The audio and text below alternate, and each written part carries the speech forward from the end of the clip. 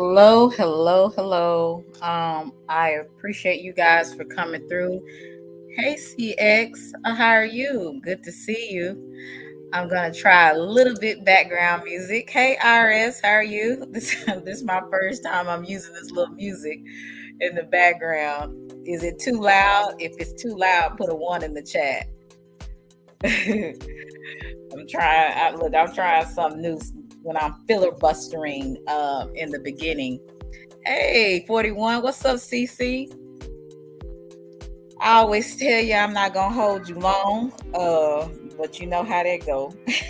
What's up, Gamma? Um, I had recently just saw this. I wanted to know what was going on with the situation. Hey, Tamika, the situation with Sonya Massey. She was a young, I would say, middle-aged Black woman in Springfield, Illinois. Her family did say that she was diagnosed with schizophrenia. And schizophrenia, for some of those who don't know, it's a mental illness to the point to where it's like you hear voices, and you basically hey Randy, when you see people talking to themselves and people that they see in their mind, it's like they're talking to people. Sometimes it could be considered to be schizophrenia. And I hope I'm pronouncing that correctly. And she called the police. It was early in the morning. She called the police, and because she said she saw a black car that was unidentified, and she was like, well, she didn't know who the car was, so she ended up calling for help. So she called the police, and if you know about the story, it didn't end so well for her. It didn't end so well for her, and it's unfortunate that we have so many stories like this, and it's always people of color. Very rarely do very rarely do you hear of Caucasians or any or a lot of other ethnic groups that have this struggle, this tug of war sometimes with the police. Some of it is racially motivated, and some of it is not. Some police officers they're going out there. I'm talking about good police officers. They go out there, they risk their lives. They are scared for their lives. They want to make it back home to their family, to their loved ones. And sometimes they make some decisions out of being afraid, right? And I've seen a lot of different commentaries about this. I was looking at Marcus Rogers. I was looking at some of the people that I watch on a daily basis, and they had a different perspective. It was basically, in their perspective, was, she, was saying in the name of Jesus. So, but at the same time she was saying in the name of Jesus, she was boiling a hot pot of water on the stove. So she got up to, I guess, check on the stove, because the police, like, your stove is on, and you might need to tend to it. So when she got up, she started saying in the name of Jesus, and maybe started saying some other things. Hey, Randy, how are you? Randy C. and Randy Johnson. And from what it looked like on one of the videos, she threw the pot, and because you could see the steam coming up when she threw the water, and she threw the pot towards them, and I don't know if why she did that or what was going on at the time with her. But as she was saying in the name of Jesus, she threw a pot. She threw the pot, and then I could see the water. Like the steam come up from the water, and yeah, Unfortunately, sometimes police, to me, extreme, force, like with the George Floyd situation. Um, he said he couldn't breathe, instead of them letting up so that he could breathe, they continued, to basically stay on his neck, and those are things that are extreme, and some of the police officers, they need, hey, Chicky, they need to know the difference how on different situations, because I don't know about you, but somebody throwing towards me a bottle, I would say a pot of hot boiling water. Would that be a case to unalive them? I'm just asking a question. I believe some things are extreme. I believe some things can be de-escalated instead of escalated, right? And a part of being a policeman, I believe that you should be able to have negotiation skills. You should be able to know when to de-escalate a situation and rather than escalate it, right? So I'm going to show you a few news clips. Hey, Roy Lee, and I'm also, some people don't like Officer Tatum because he is a staunch Republican. But I like his perspective on certain things because he is a former cop. So he sees things in some ways a little different than maybe, us civilians that have never had to be in the line of fire, right? And I do honor those the people, the policemen and people that work in, with ambulance and the hospital workers, the doctors, the nurse. I thank them.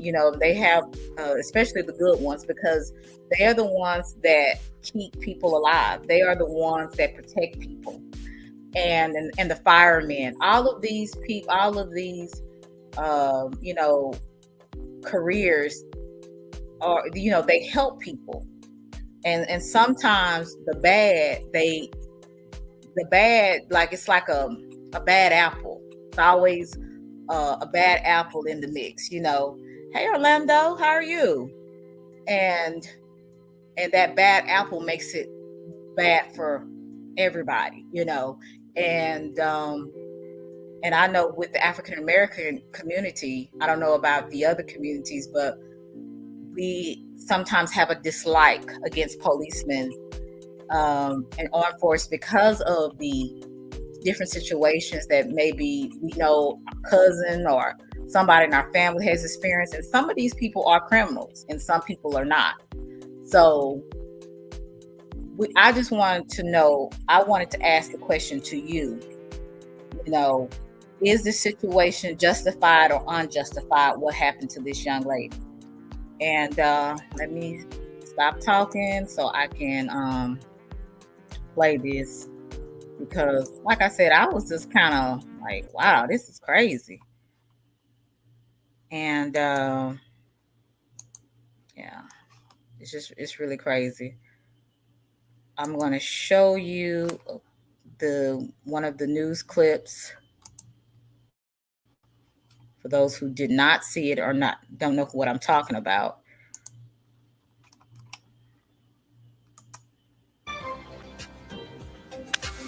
Breaking right now at 4, body camera video just released of the moment a sheriff's deputy shot and killed a woman in central Illinois. The video is disturbing and the reactions are emotional, from the family all the way to the White House. Lauren Victory has been going through the video. Lauren, the situation escalated very quickly. Well, Jim and Marie, this police encounter turns deadly in just seconds, and we need to warn viewers the body camera footage is graphic, but not right away. The officers who were called to her home spent several minutes with her, gathering information about the 911 call she initially placed. Deputies arrived to Sonya Massey's house on July 6th after she reported a possible intruder. Body camera video shows them searching her property and taking special interest in a car with broken windows.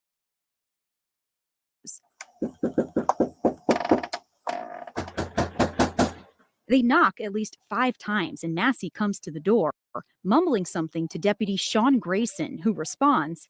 Why would it hurt you? You called us. The conversation appears to be wrapping up about a minute later. Is there anything else I can do for you? Then deputies ask more about that car and wind up coming inside Massey's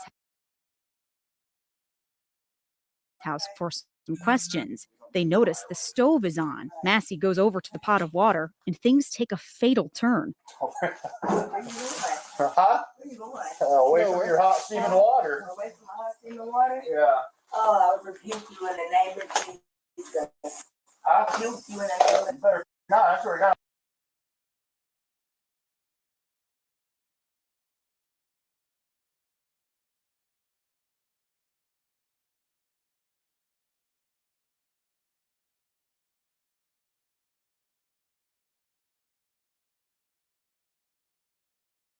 hot steaming water? Yeah. Oh, I rebuke you in the Away from your hot steaming water. away from my hot steaming water? Yeah.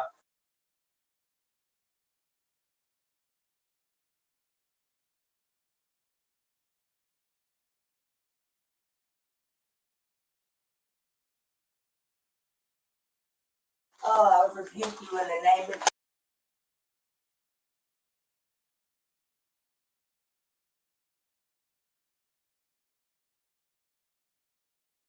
Where you going? Huh? Where you going? Away.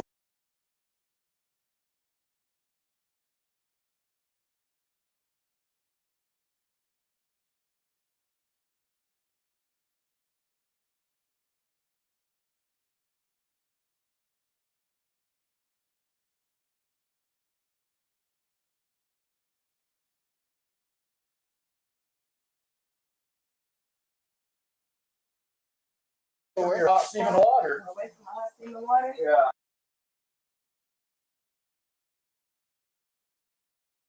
Oh, I rebuke you in the name of Jesus.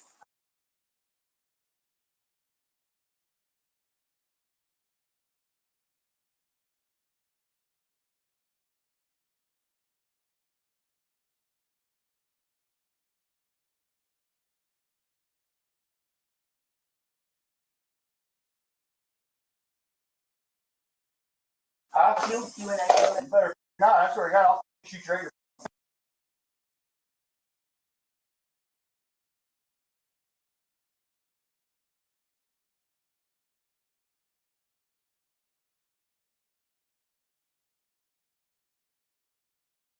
I rebuke you in the name of better. No, that's where I got. I'll shoot you right in the face.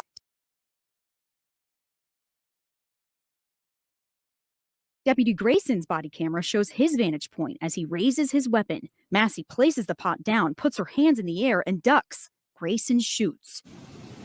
That may have been a little unclear to see. So Massey said something about, I rebuke you in the name of Jesus. And the deputy said something about, you better not, I will shoot you in the face. Just minutes ago, Massey's father, James Wilburn, talked about seeing the video of what happened.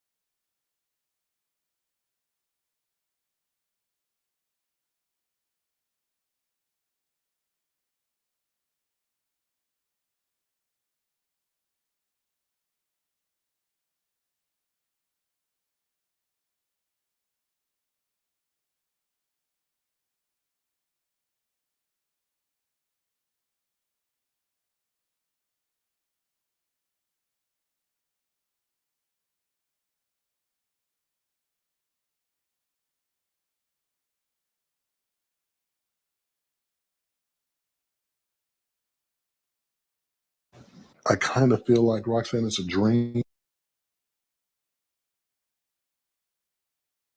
I don't know if you guys heard me. I've been talking, and this is I was telling you guys. I've been talking this whole time. What schizophrenia is? Schizophrenia is characterized by thoughts or experiences that seem out of touch with reality. It's disorganized speech or behavior, decrease in participation in daily activities, daily with difficulties with concentration and memory as present. Some of the behavior is social isolation, disorganized behavior, aggression. They can be compulsive behavior. They can be very hostile. They also deal with self harm. They're cognitive. They have a thought disorder where they have delusion, amnesia. They are very orientated in their thoughts. They have a false belief of superiority. Their moods are anger, anxiety, empathy, feeling detached from self, general disconnect, loss of interest. They also struggle with paranoia. They hear voices, like I was saying earlier.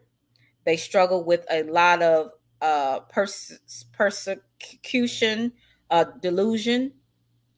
Um, they have a lot of religious delusion as well. They're very rapid in their speaking. They're very incoherent sometimes in their speech. So they go through a lot, people that struggle with a schizophrenia diagnosis. And this is what she had. Um, she had a schizophrenia disorder.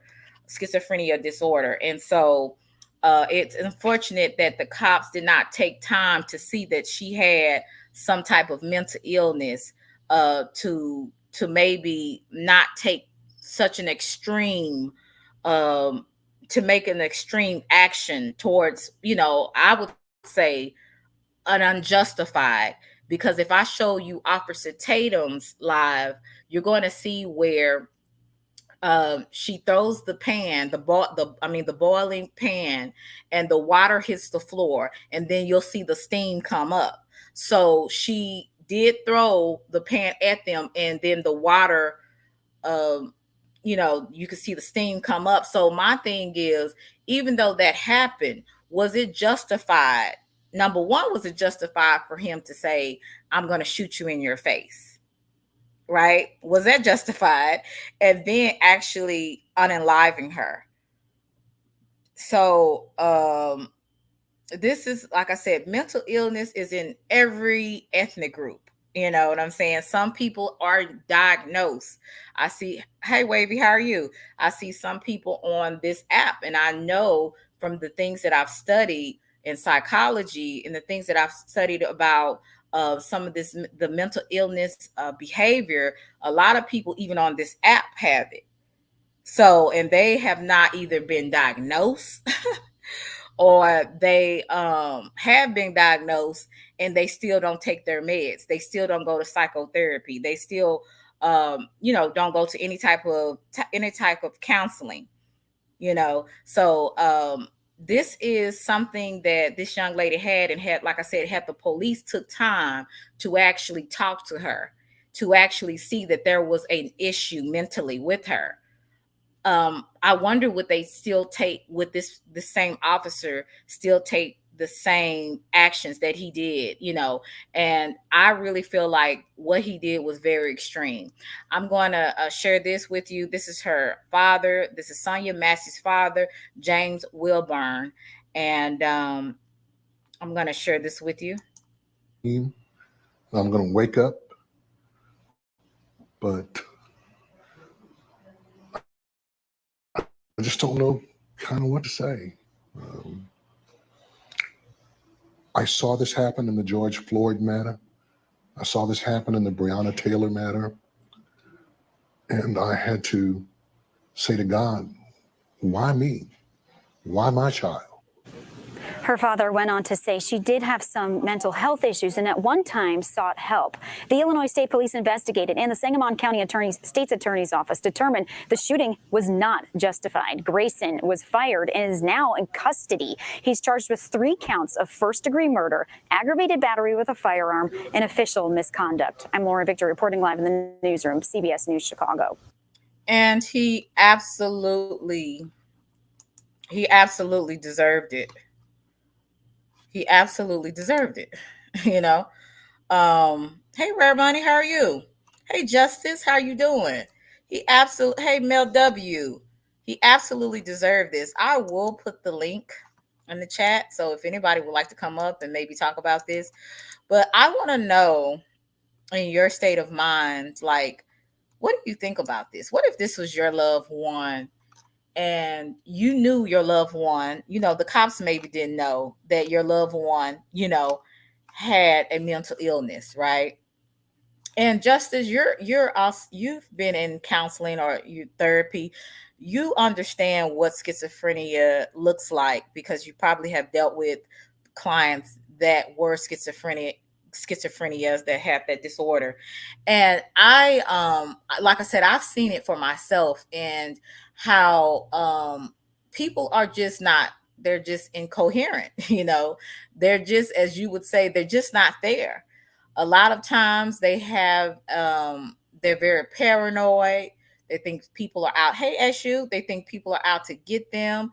They think, it's just a lot of things when people have mental illness that people don't pay attention to. And cops should be more equipped to deal with those type of issues. And I understand that they go through a lot each day, and they want to come back to their home family. And sometimes they, don't make the right judgments because of their fear of someone taking them out or doing something to them. But you have to, I would say, every situation you have to assess differently than the other. No situation is the same. What's up, John? How are you? Okay, Blizzy, is that you? I don't know if that's you or not. Hey, Sirius, how are you? Is that you, Blizzy? Yeah, what's going on? How you doing? Just fine. Okay, and I'm gonna share another video with you guys because, like I said, I was kind of taken back. I'm like, dang, did they have to do all of that? You know what I'm saying? Like, that was just crazy to me. I'm gonna play Tatum's, and I want you to see what he says about it. I'm not gonna go all the way to the beginning. So let me play this. When the camera pans, she must have put the pot on the ground or something. Because as you're going to see in slow motion, she's going to pick a pot up and throw it, and you're going to see the steam come up because it's hot water. She does have her hands up here. I would have loved to see this situation be over right here. He pulls the gun. He say, "You better not do it." She say, "Okay, I wish this would have been over." As a matter of fact, in a reasonable situation, this would have been over. Somebody would have just said, "All right, this man gonna shoot me. I'm done. Hey, I'm sorry. SBK. I don't want no problems." But clearly, this woman is not. She's not operating right. She's not operating right because she has schizophrenia. So that's why. But see, that's why I'm saying, had the cops actually took time to see that there is a mental issue, would they still have taken the same steps? So we're gonna watch two things here. You see, look, she's coming up with something in her hand. You see this? I'm pausing it. Here's the woman. Here's Miss Sonya Massey, and she has something in her hands. She went down and she has something in her hands.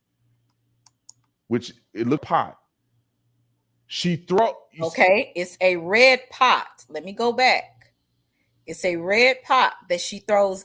She throws the water at them, and I think the pot falls on the floor. Let me go back. not operating right. So we're going to watch two things here. You see, look, she's okay. You see that? That's the red pop that she has in her hand. coming up with something in her hand, which it looks like a pot. You see her throw the pot? She throws it. Let's go back.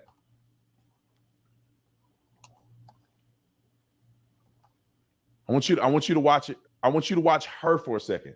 Don't watch anything else. I want you to watch her. She's going to appear here, and you're going to see the pot in her hand. She's going to throw the pot at this officer. Just watch it. She comes up. She throws the pot. See? She throws the pot. And you see the steam from the boiling hot water right here. It's still steaming as you watch this. If you don't mind, can I chime in on this, Selena, from this vantage point? Throw the pot. You can argue that he wasn't justified if you want to, but there's still steam on this chair right here from that boiling hot water. It's still steaming. You can see it right here. Okay, y'all see it? It's still steaming from the chair. I'm gonna go back again because some people did not say with something in her hand. She did not have the pot. It looks like a pot in her hand. Come up.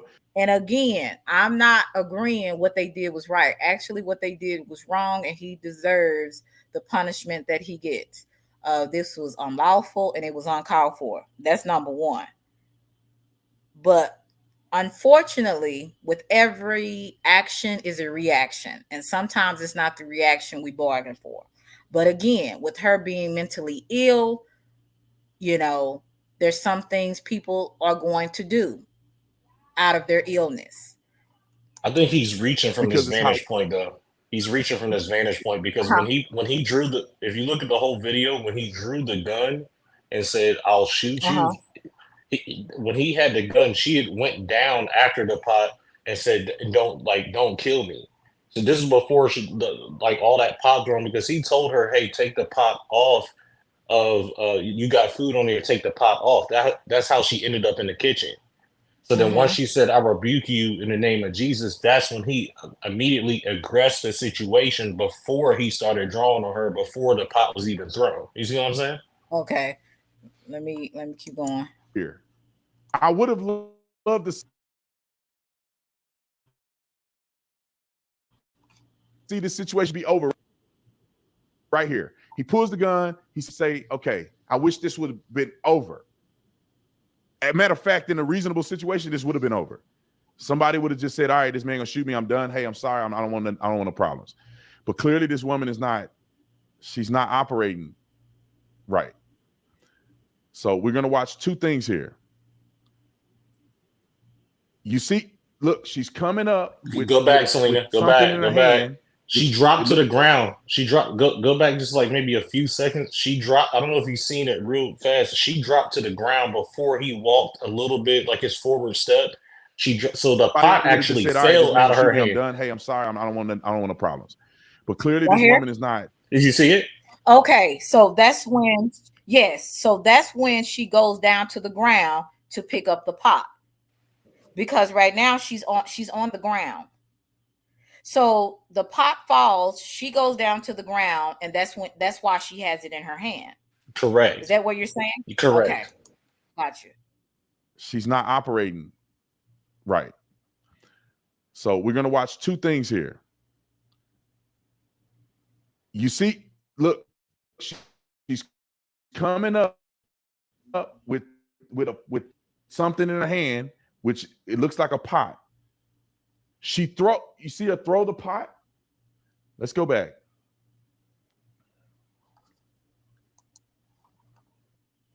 I want you to watch. I want you to watch her for a second. Don't watch anything else. I want you to watch her. She's going to appear here, and you're going to see the pot in her hand. She's going to throw the pot at this officer. Just watch it. She comes up, throws the pot, and you see the steam from the boiling hot water right here. It's still steaming as you watch this. And a lot of people are saying that she didn't throw the pot. I mean, you can argue that he wasn't justified if you want to, but there's still steam on this chair right here from that boiling hot water. It's still steaming. You can see it right here. It's still steaming from the chair. We'll watch it again. And therefore, people, if you want to look at the steam, you can check the steam out. But I'm going to try to freeze it when the pot show up in the frame. The pot. You see she has this pot right here. I wonder what she's trying to show the cop, that it was just water. But I want to know, Selena, after you play this, if you play the full video, because I want to see it in fast time, I want to know if she was actually shot and that was just a mechanism of her twitching with the pot in her hand, because I feel like he shot from right there. Like right where we're at on that frame, I feel like, because he shot 3 times to the head from that angle. So I want to know if she was shot. I see a red spot. I see a red spot. Look like she has a white nightgown. So, I see a red spot on that nightgown. So she's shot, then her body's twitching. That would explain the pot flying out of her hands. I didn't see in fast motion before all this her throwing a pot. That's just me though. I see a red spot on, I don't know what this is, but I see a red spot on her nightgown from where I have the video paused. Hey, Roy Lee. Hey, yeah, Blizzy was kind of touching on some of the stuff I was thinking too. But yeah, he put himself in a situation that is hard to defend him, because he for one, all this wouldn't even be recorded. It's the partner's body cam that all this is showing. He didn't activate his body cam until after he shot her. It's and yeah, it's not just him. A lot of them abuse power. When they walked in, you can clearly see the woman had something wrong with her. Right. Like that, some of these officers, they take advantage of them people with mental issues and stuff like that. Exactly. It's not that they don't know. It's they see a free pass to abuse somebody or get away with murder in some cases like this. Right. I do. I believe it was. I think it was excessive. I agree. Like he could have sent off a warning shot pretty close enough to make her come to her senses or something. He didn't have to shoot her in the head. Like he could have de-escalated the whole situation. When he said, "I'm going to shoot you," that already put her schizophrenic mind into a paranoia anyway. He could have said any key word to stop her from even doing anything, because she was cooperating the whole time. Like I said, the cops have a responsibility to either de-escalate a situation or escalate it.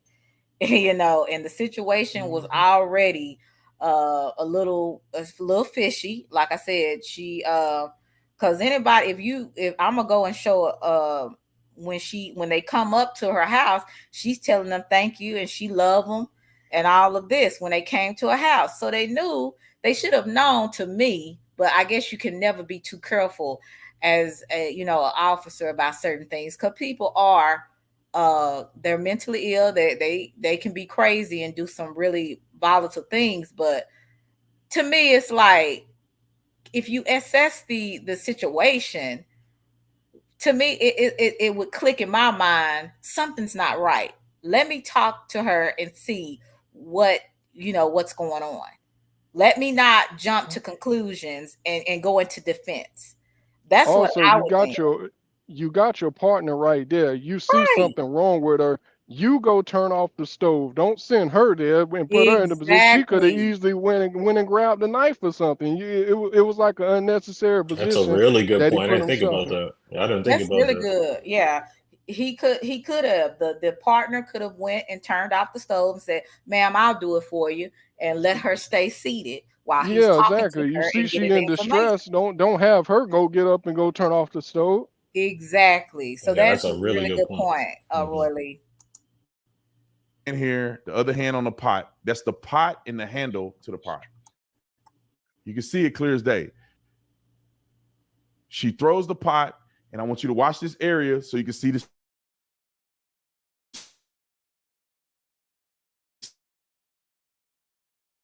Steam, because that hot. That's crazy. You can see it. Hey, Philly. Now, I just wanted to clarify that and make sure it was clear for people. Do I think that the officers, the corpsman, after what he said after the shooting was good. I think it was terrible. And now my only judgment was this. If a person is making a threatening motion to potentially throw hot water on them, they could retreat, but then it gets dicey. Because if she got the pot and she got her mind made up, she's going to douse you with it, and you go turn to try to run out of the door and she run and throw that hot water on you, I mean, that's going to be, in both of these big dudes trying to go through the front door, you could end up getting hurt. I'm sorry, so this dude is an idiot. Addressing her right away. She's like 110. To say, she's no threat. Look, we don't want no problems with you. Please don't do it. Don't do it. I would have been I would give it a nice approach. But I see. You know, like I said, it's a different perspective. He was an officer. Yeah, I was about to say, you got to understand, Tatum so is a devil's advocate type person. Right. You know, I like hearing what the devil advocate kind of people, you know, their viewpoint on it. So that's the only reason why I wanted to share this. But I'm going to play it a little bit, and then I'm going to go to something else. Some officers, they take a little more blunt approach, which works sometimes.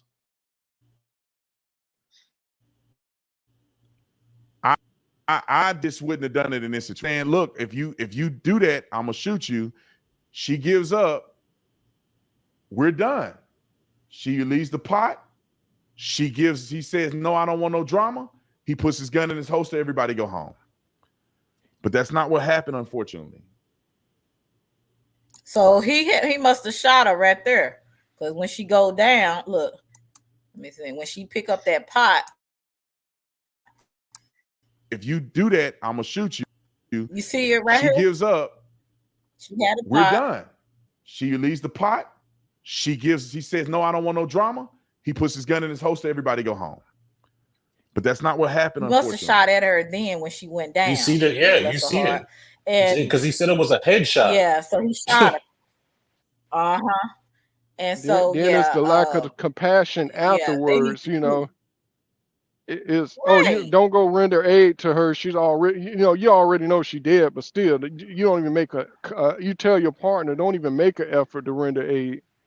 But he's such a good shot from that because it's only like maybe you think that's maybe like 5 feet. And he's a trained, cop. If he shot her 3 times in the head, he probably like, oh, I've done this before. That was his attitude. It wasn't like, oh man, like let me render aid. He's probably shot another person like that allegedly like that too. He's got a history of. This isn't his first isolated incident. He had plenty of incidents from what I've seen on Twitter. Because that was the only reason I even heard of it. And me too. It's amazing that he still had a badge. From what I saw.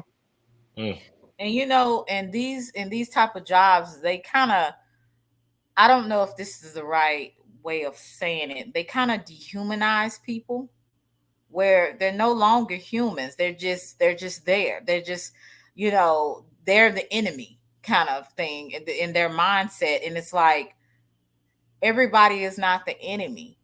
And they don't realize or don't care. They don't have no empathy or sympathy that this is somebody loved one.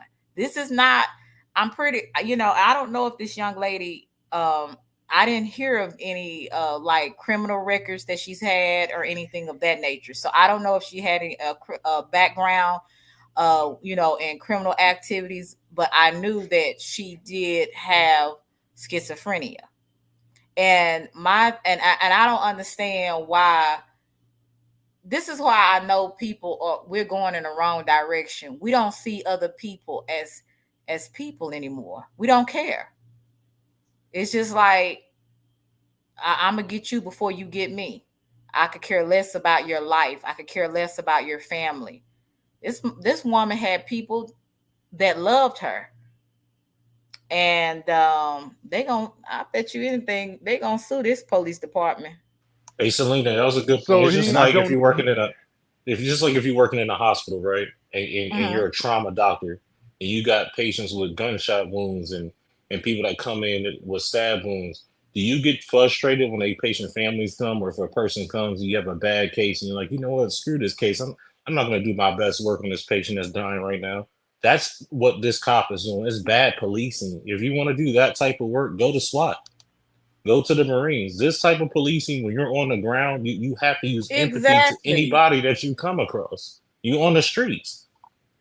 So just in the past 4 years, he's worked at 6 different agencies. So he hasn't lasted longer than a year at any place he was at, and had two DUIs on his record from like the mid 2000s, the 2010s. So like I said, the options Sad. must be real limited there. I hope I spoke to Sirius, Philly, T1000, A Shoe, Compono. Hey, how's everybody doing? Those that came in, and please press the like button. I would appreciate it. Thank you so much.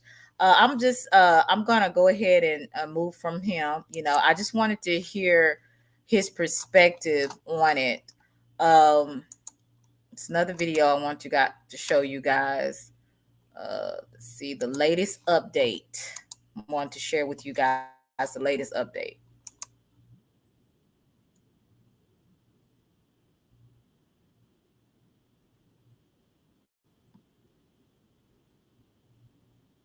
A 36-year-old called 911 to report a prowler.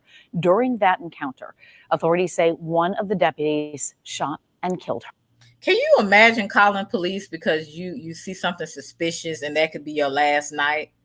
Like, that's amazing to me. You could call the police, the people that are supposed to, serve and protect the communities and their departments and the people in the community, and they take your life in the process of all of this. Like, this is just crazy to me. And the fact that she was 36 and had 2 children, like, this is just crazy to me, like what this world is coming to and how people just don't even care. That was so crazy to me. But let me keep playing. Her. During today's service, family and friends and local leaders took the mic to remember Sonya. This should never happen to her, and I hope she's truly at peace. Family and friends remembering the life and legacy of Sonya. It's not about that man that's going to rot in jail. It's about my big sister. In addition to memories, there were demands for justice for Sonya from local leaders. And we're going to use every day that I sit in that seat to fight for justice for our system and all of us. And calls to action from the preacher. Let me say it again. You better not sit this one out on November 6th. Because if we allow certain folks to get back in office,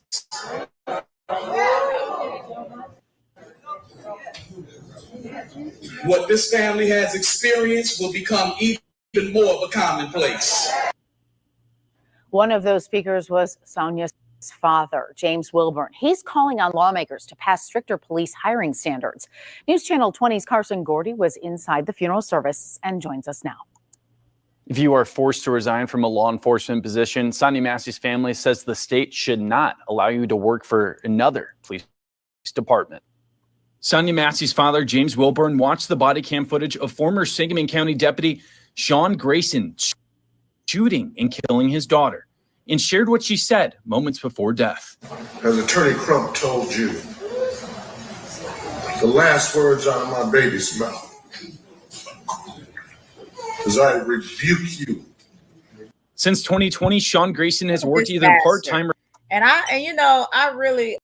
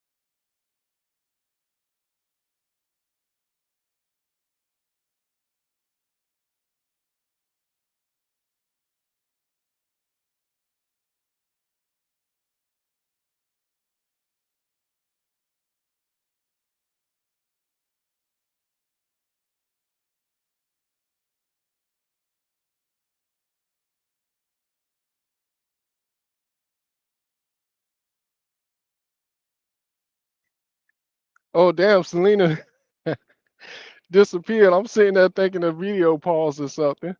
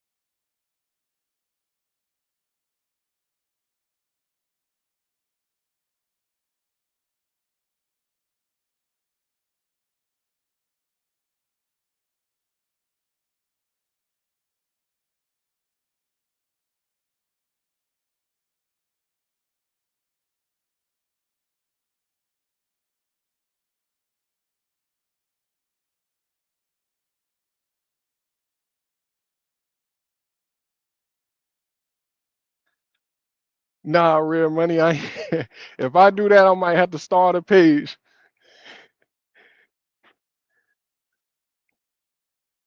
She must have had a call. Where the hell? Where Blizzy went? You know what? I don't know what has happened, but I don't know if y'all heard what I said. But I thought I was gonna have to start playing some clips. no, they You was the gone for a minute. I don't know what's going on. Yeah, the policeman could have de-escalated. This was a straight up idiot. I'm just gonna say that. This was a straight up idiot. Instead of him de-escalating the situation or his partner filling in to de-escalate the situation, they went to something that was so extreme. You know what I'm saying? And this man has had DUIs. He's had maybe also a long history of misconduct.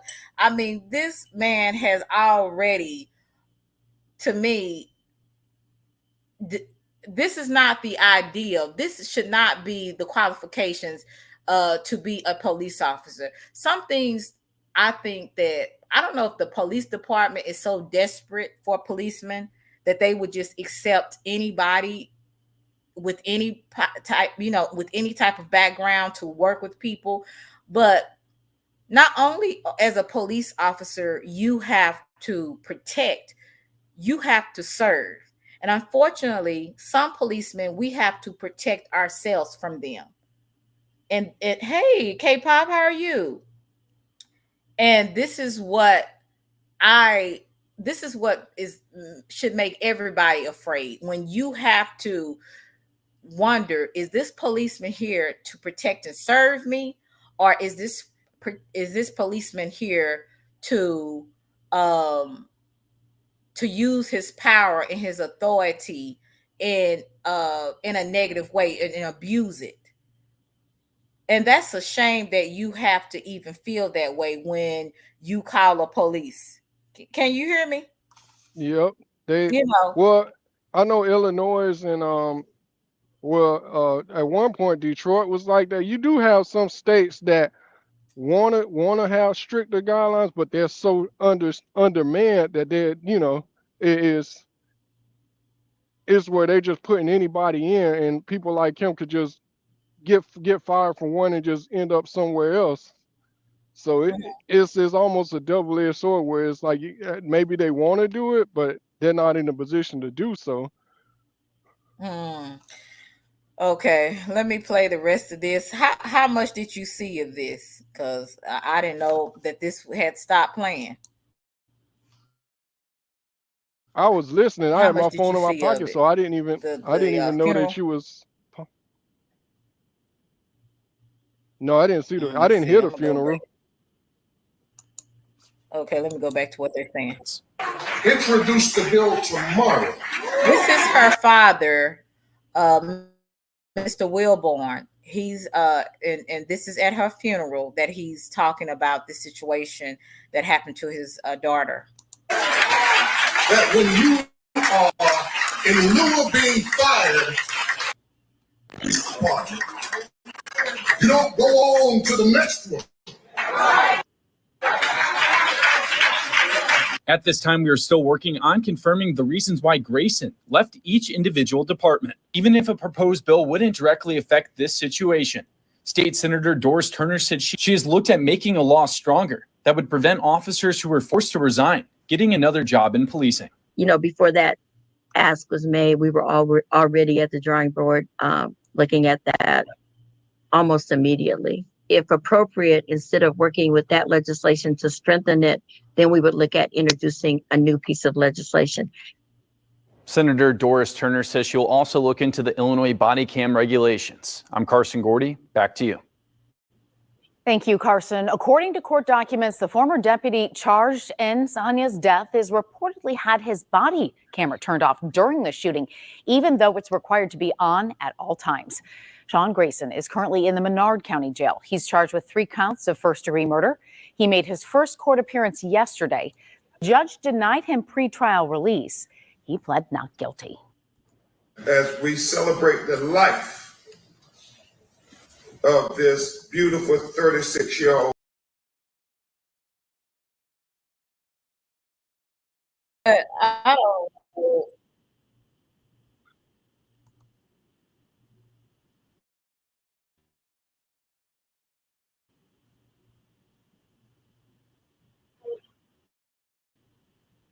I don't know what's going on. Selena?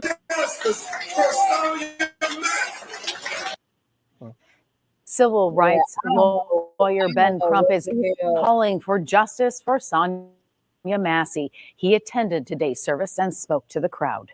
When this horrible video is released of this person who was supposed to protect and serve us shooting and killing your daughter,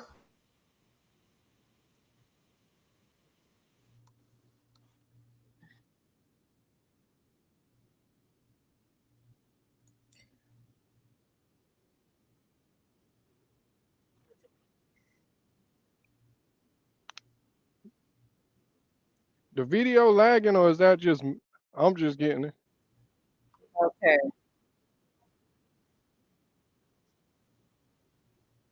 I really don't know what's going on with this, but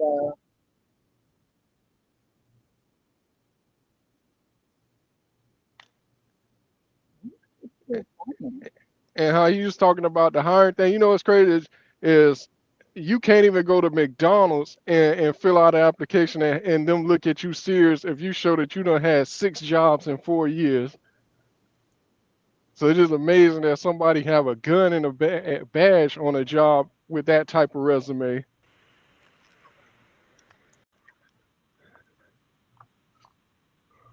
right. Do you still hear the news clip? No, I only hear you. Okay.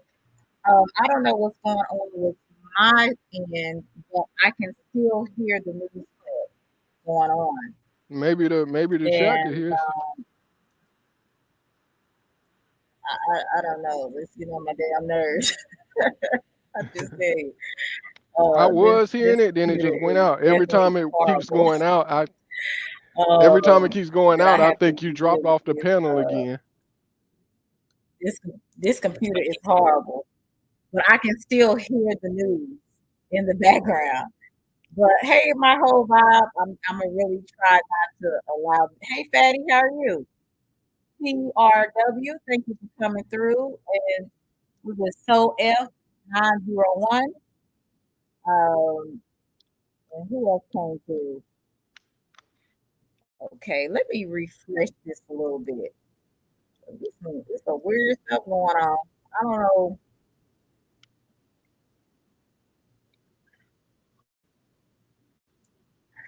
God damn it.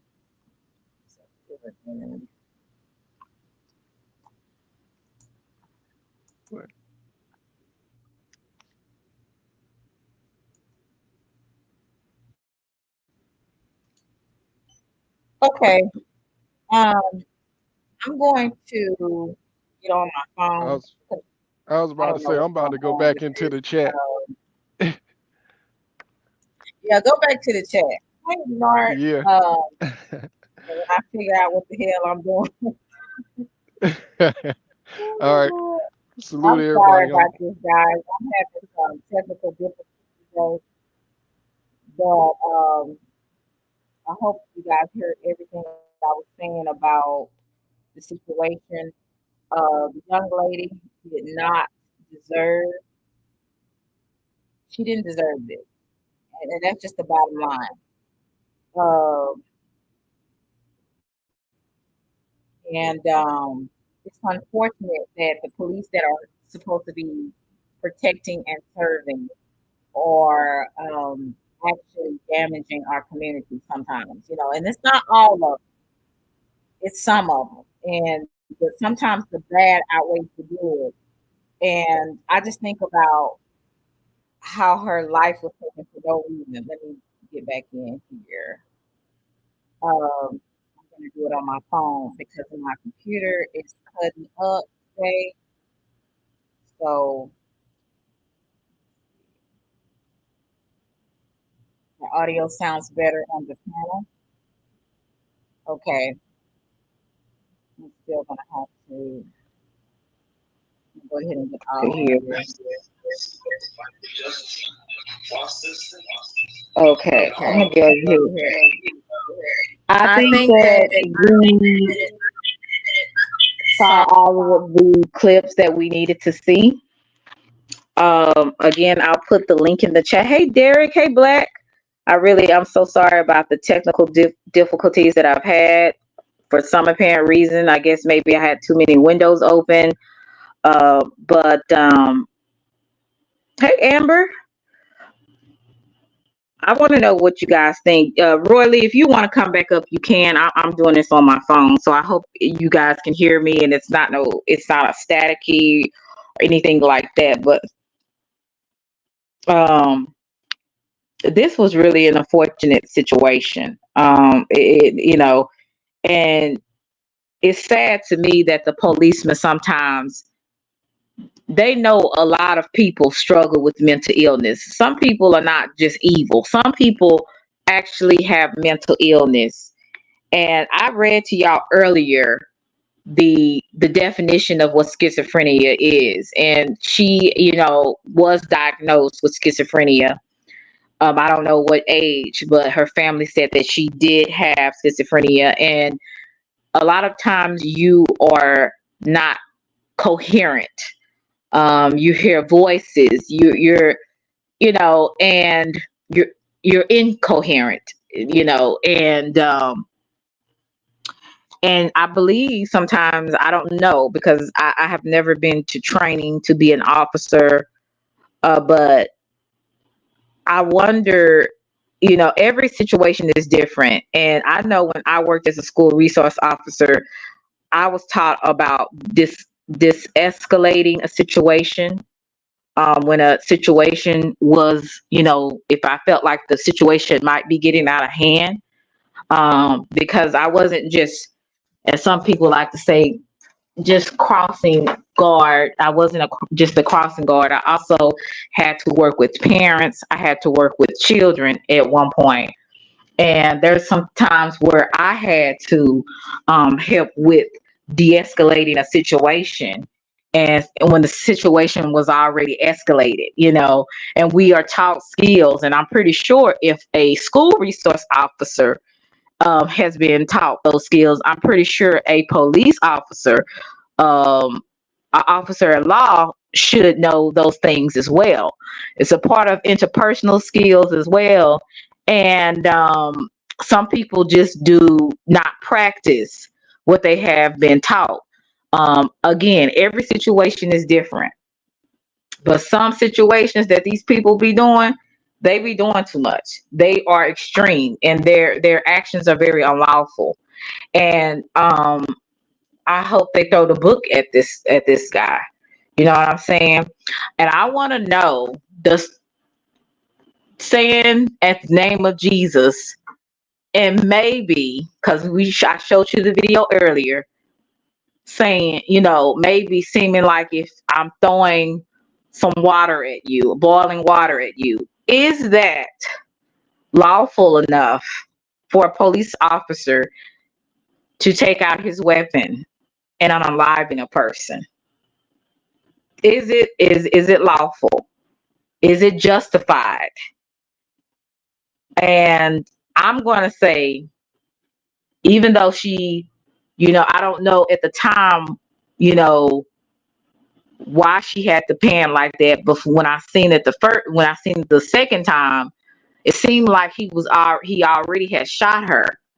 And so when he shot her, of course she was disorientated, and maybe she touched the pan, the pan that she was boiling the water. When she dropped down, that dropped down with it. And she got back up. So there's so many ways to look at this. But the fact of the matter is, this was very extreme and it was uncalled for. And that's just the bottom line. I don't care how people want to put it. I don't care nothing about the pan. The pan is a different thing from a weapon, a gun, from a gun. It's a total different thing, and I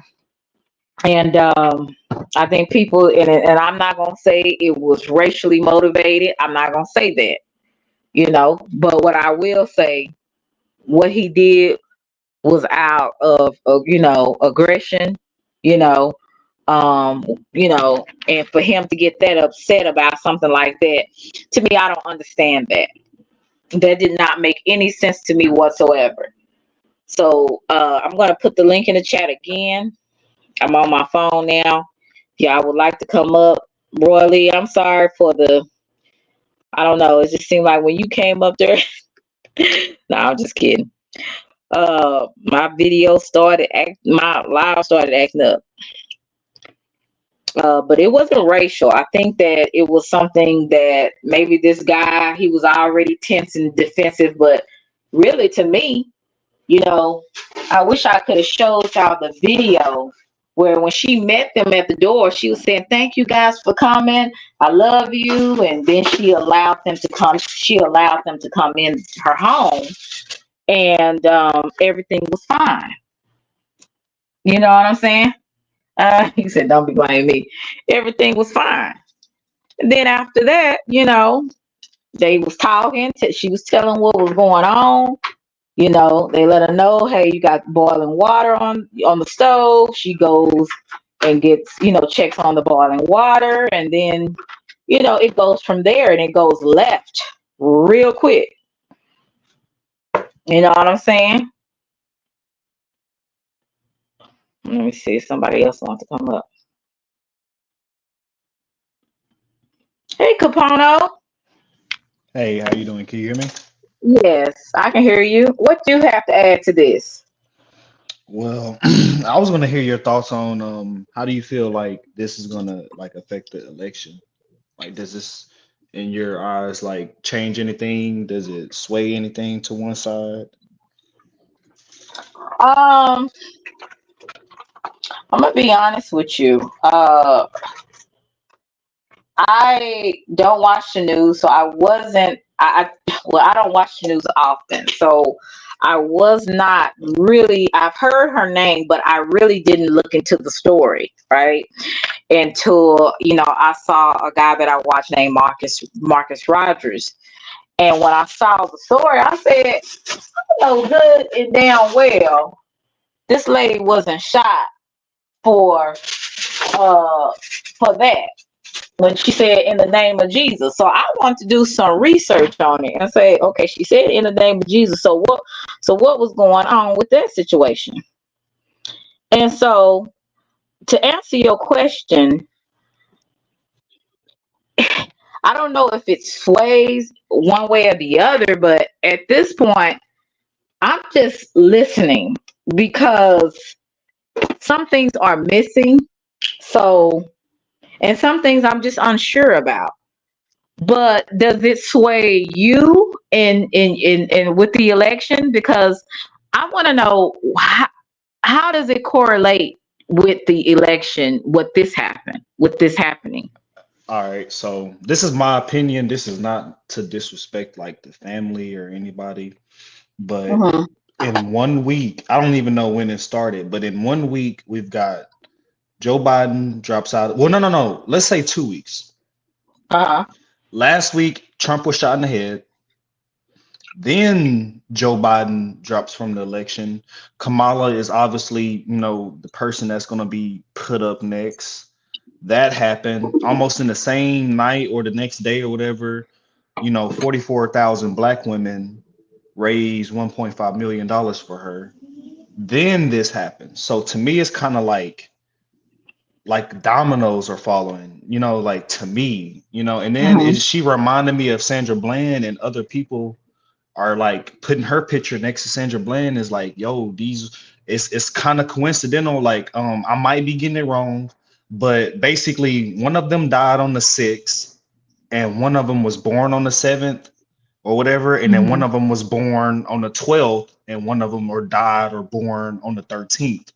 And it was like dealing with the same months, February. So it's like conspiracy side of me is like, yo, this is like creepy. You know what I'm saying? It's like, I don't know. People not look. I'm looking at it as like it's not swaying my vote because I'm not voting, but yes, it will sway the election if it's used the same way it was used with, George Floyd or, Sandra Bland or whatever. It's like it was used with. It was another guy too. I can't think of his name, but we had a lot of black people that was getting like killed, for like between like 2018 to now, basically, well, 2023. So that's kind of how I'm looking at it.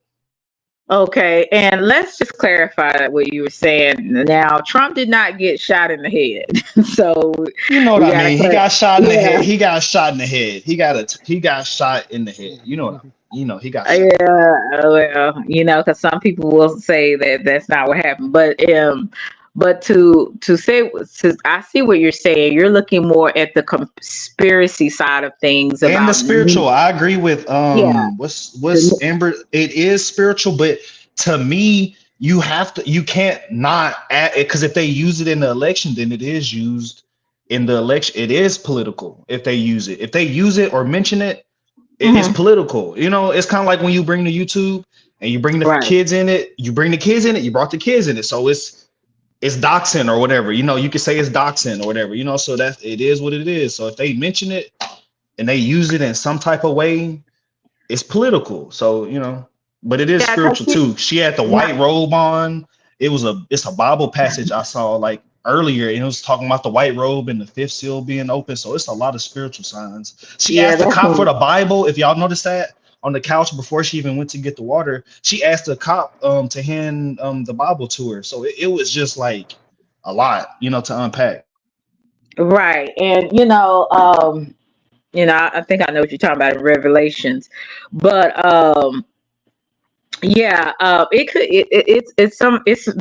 it's spiritual as well to an extent. I'm gonna just say not to an extent, but it's a lot of different things. I'm gonna just say it's a combination of things. But what I will say with the situation with it being spiritual, with her saying in the name of Jesus, and I guess maybe she felt threatened by them or whatever they was doing at the time, and for her to even respond that way, again, she was mentally, she did have schizophrenia, but when she said that, it seemed like he got agitated with her immediately and then she was like something about, I think she was saying something about the water, and he was like, you better not, I'll shoot you in your face. So, it's a lot to impact with that, but I guess I didn't get the correlation with the election, but a lot of these events sometimes are, they're kind of like connect the dots, because I'm into conspiracy theories as well. And I know that, a lot of things are done by numerology, the dates and the times and all that kind of stuff. So, but we'll be going down a rabbit hole with that, Capono, to be honest with you. But thank you for your insight. And I want to get Justice, and I'm going to get Justice, then I'm going to get Blizzy, and I'm going to get Roy Lee. So, Justice, thank you for joining me. I really appreciate it. What do you have to add to this this conversation? Well, since I first got wind of it a couple of days ago, I've been following this story closely. It happened on July 6th, of course. And it hits hard, being that I'm a former police officer and just recently also a qualified mental health therapist. Wow. So I have two prongs in this, and it's a sad situation. And when we're talking about schizophrenia and looking at her, obviously you could, once she told him that she did take her meds, he didn't connect. He didn't connect to that until after he was trying to get his defense up. So that's part of it. He didn't listen.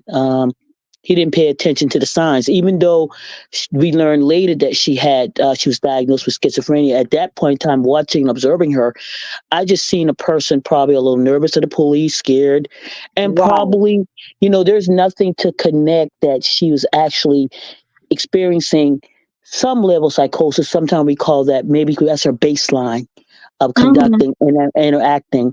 So to say that maybe, and then I watched this video over and over and over again, and to the point where I went to Algies, because Algies don't cut anything off. They try to let you see everything, where there are times where throughout the media you may get different videos. And in that video, she did have pot holders on her hand. She brought her hand up to her head, and then she went down to the ground. The pot is still on the stove when she initially goes down. That pot, the pot is on the stove when she says, "Oh, I'm sorry. Okay, I'm sorry," and goes down to the ground. We all saw the same thing, right? I don't want them to lose this. And what he's trying to do is say, and I said in my video, the defense he's trying to make up is, and if I can say this, unalive by, you ever seen where people call officers to the scene and then say, and then the intent is to have the officer unalive them. This is his defense. This is what he's trying to put together now, based on saying that, trying to find out she was 1096, and then stating she set him up. Wow. Yeah, he stated outside, she set me up. So he's trying to build a defense against that. As a former law enforcement, everything he did was wrong. It's from the time she told him everything was good, and I say this on my video, she told him it all was good. Good night, thank y'all, I love y'all. That was the end of the call. That call should have never continued. Anytime you go to a home and you're doing a prowler check at night, you don't have to go in the home. You don't have to identify anybody. You just go to the door. Hey, you called. We checked around the house. Everything appears good. Anything we need to come inside for? Are you safe inside? Yes. Fine. Good night. Have a good night. There's no extension. There's nothing where I have to identify you. Unless you're walking around the yard and I don't know who you are. Yeah, if you're on the property walking around, I'm going to identify you because we got a call there. But if you're in your house and you're telling me you're good, the call is done. It's over. And the call was over. She said good night. He said good night. He turned around. Then he came back and then asked a question about the call. So once he got in there, he had there was no need for any type of lethal force or use of force on the continuum of force. Only thing he had to do is walk away. Many times we go to a house, somebody, if they're not a danger to themselves or a danger to anybody else, you ask, how you doing? Everything okay? Anybody we can get for you? Do you need crisis? And if you can look at them either as a law enforcement officer or even mental health crisis, okay, they're experiencing a little bit of psychosis. They're okay. This is baseline. Do you need anything else? Can we help you? And once I determine that person is not making any threats to himself or anybody else, it's good night. Call us if you want. Here's a card. And that's how that should have left. She should be alive today. You see, this happened in Fort Worth, Texas, a couple of years ago. A young lady, there was a situation where she had a situation at her home, and they checked around the house, but they also went inside. But when they went inside, they was already in defensive, and they ended up shooting the girl and unaliving her. It was more that went with the story, but the thing that I understand exactly what you're saying, because we had a situation where people were shooting like close to where I stay, and a neighbor had called, and then I called. And so, and they looked around. I saw the policemen. They looked around and looked for any bullets and things of that nature. Whatever was going on, they was observing. Then they gave us a call and let us know, hey, we checked everything. Everything is okay. We didn't see anything. Are you okay? That was the question that the police officer asked me. Are you okay? I said yes, and he said okay. And I said, thank you so much. And that was the end of the call. He did not knock on my door. He did not come into my, into my place. He called. So that makes more sense on what you're saying. Yeah, he had no reason to enter that home. After she said all was good, I'm good, thank y'all, goodbye. And he said, you need us anymore? And she said no. That was the end of the call. And it should have been called off, and he should have just logged off the call, but he turned around and wanted to inquire about the car, and that's what got him in the house and IDing her, which again was improper, but she invited him in at that point. When she said, okay, that's how he got in there. She didn't force him way in. And of course, she took advantage of that point. But again, and just to let everybody know, she did, in my opinion, even with the water was no attempt. She didn't even say, I know she said nothing, or 3 times. When she said, the first time she said, I rebuke you in the name of Jesus, he said, huh? And she said it again, I rebuke you in the name of I rebuke you in the name of Jesus. Uh-huh. And that, can you hear me? Can y'all hear? Is anybody there? Okay. I must have got muted. Justice? Yeah, can you hear me? I can hear you now. You said, when she said in the name of Jesus, what happened? When the first time when he backed away from her, she looked at him and said, where are you going? He said, I want to get away from the hot water and the steam. She said, oh, I rebuke you in the name of Jesus. And he said, huh? And then she said again, I rebuke you in the name of Jesus. And this is when he said, you better not. Okay. That's what she said. The second time she said it, I rebuke you in the name of Jesus. This is what he said, you better not, shoot your. And then she started to say it for the 3rd time. And that's when he went berserk. And then she said, oh, I'm sorry, threw her hands up in the air. She had pot holders on her hand. She went down to the ground, leaving the gray pot on the stove, on the countertop. There's something I just saw. She may have come back up and knocked the pot down, but she never threw that. Now somebody said they saw her through a pot. I saw the pot on the ground when she went down. Her hands went up to her head. She said, and went down. The pot was on that counter when she initially went down. There's a gray pot on top on that counter when she's on the ground. When they go around the counter, she appears to come up, and that's when he shot her 3 times. Yeah, I seen something different, fellas. And it's just my opinion. I seen that as soon as she said that I'm rebuking the name of Jesus, that's when he put his hand on his gun. Which rules of engagement. Like anybody that's a gun owner, like I'm never putting or touching my firearm unless I'm in immediate threat of danger. Her saying I'm rebuking in the name of Jesus is not an immediate threat to me, especially she's 10 away with a pot. Definitely not. That's not even a continual force right there. There's no need for him to even put his hand on his weapon at that time. Then he said that, so I'm going to get to when he walked around. So he asked for ID first. So when he asked for ID, he was like, hey, your pot is or food is on the thing, go and pick it up. Another no-no if you're in somebody's house as a law enforcement officer, because you're giving somebody opportunity to go grab something. Like, just keep her there. And I think Roy Lee has said it. Have the other officers turn it off. You're right. That's exactly correct. They should have never given an opportunity to go around the counter to even handle that situation or move out of her line or keep her in a controlled situation if they were concerned about her. And then as far as the headshot, like she got shot 3 times in the head. So like We can't hear you, Blizzy. We I'm can't sorry, hear can you you. hear me? Can you hear I me? can hear you now. Okay. So when she had the initial, because I think she was shot 3 times. So the initial shot, because she had jumped down and was like, "Hey, don't shoot me," kind of thing. And then as she was raising up, she got hit like another 2 times. So I think the pot was still in her hand as she was hit. Does that make any sense? Mm-hmm. Wow, that's crazy. So you know the I see human what body, you're if you get saying. hit, like your hand is gonna twitch. It's not like a movie. You're not just gonna completely drop and not move. So I Right, think right. that's how the water going on the floor for the steam to rise because she got hit and the pot is on the floor.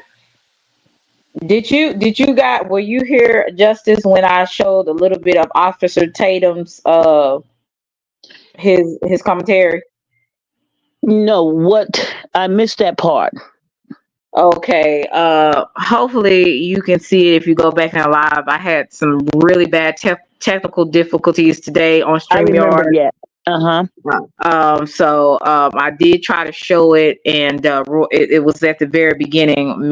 Roy Lee and I think Blizzy was up here when I was showing it earlier. Roy Mm-hmm. Lee, what did you have to add to this?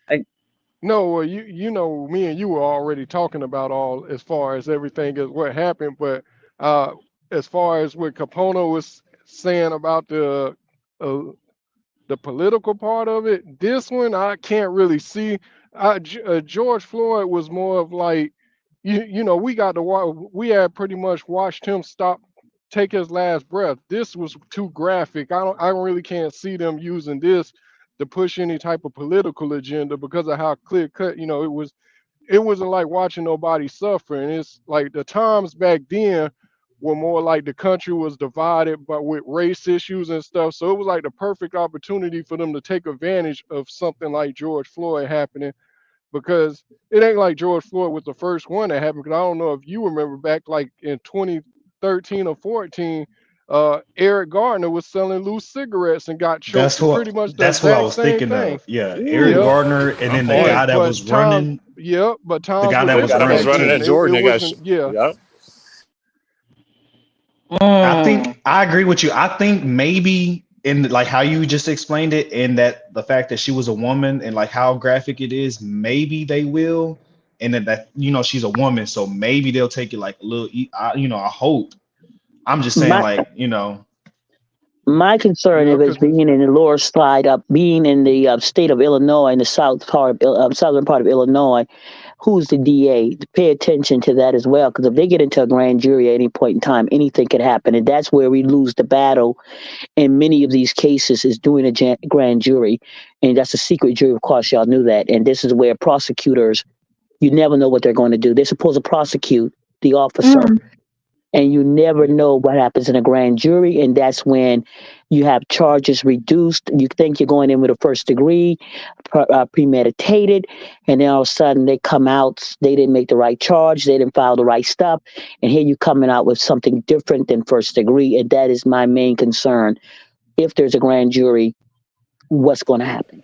I agree with exactly, that because all because you got to you get do is more go time with for drugs than you do for murder in America.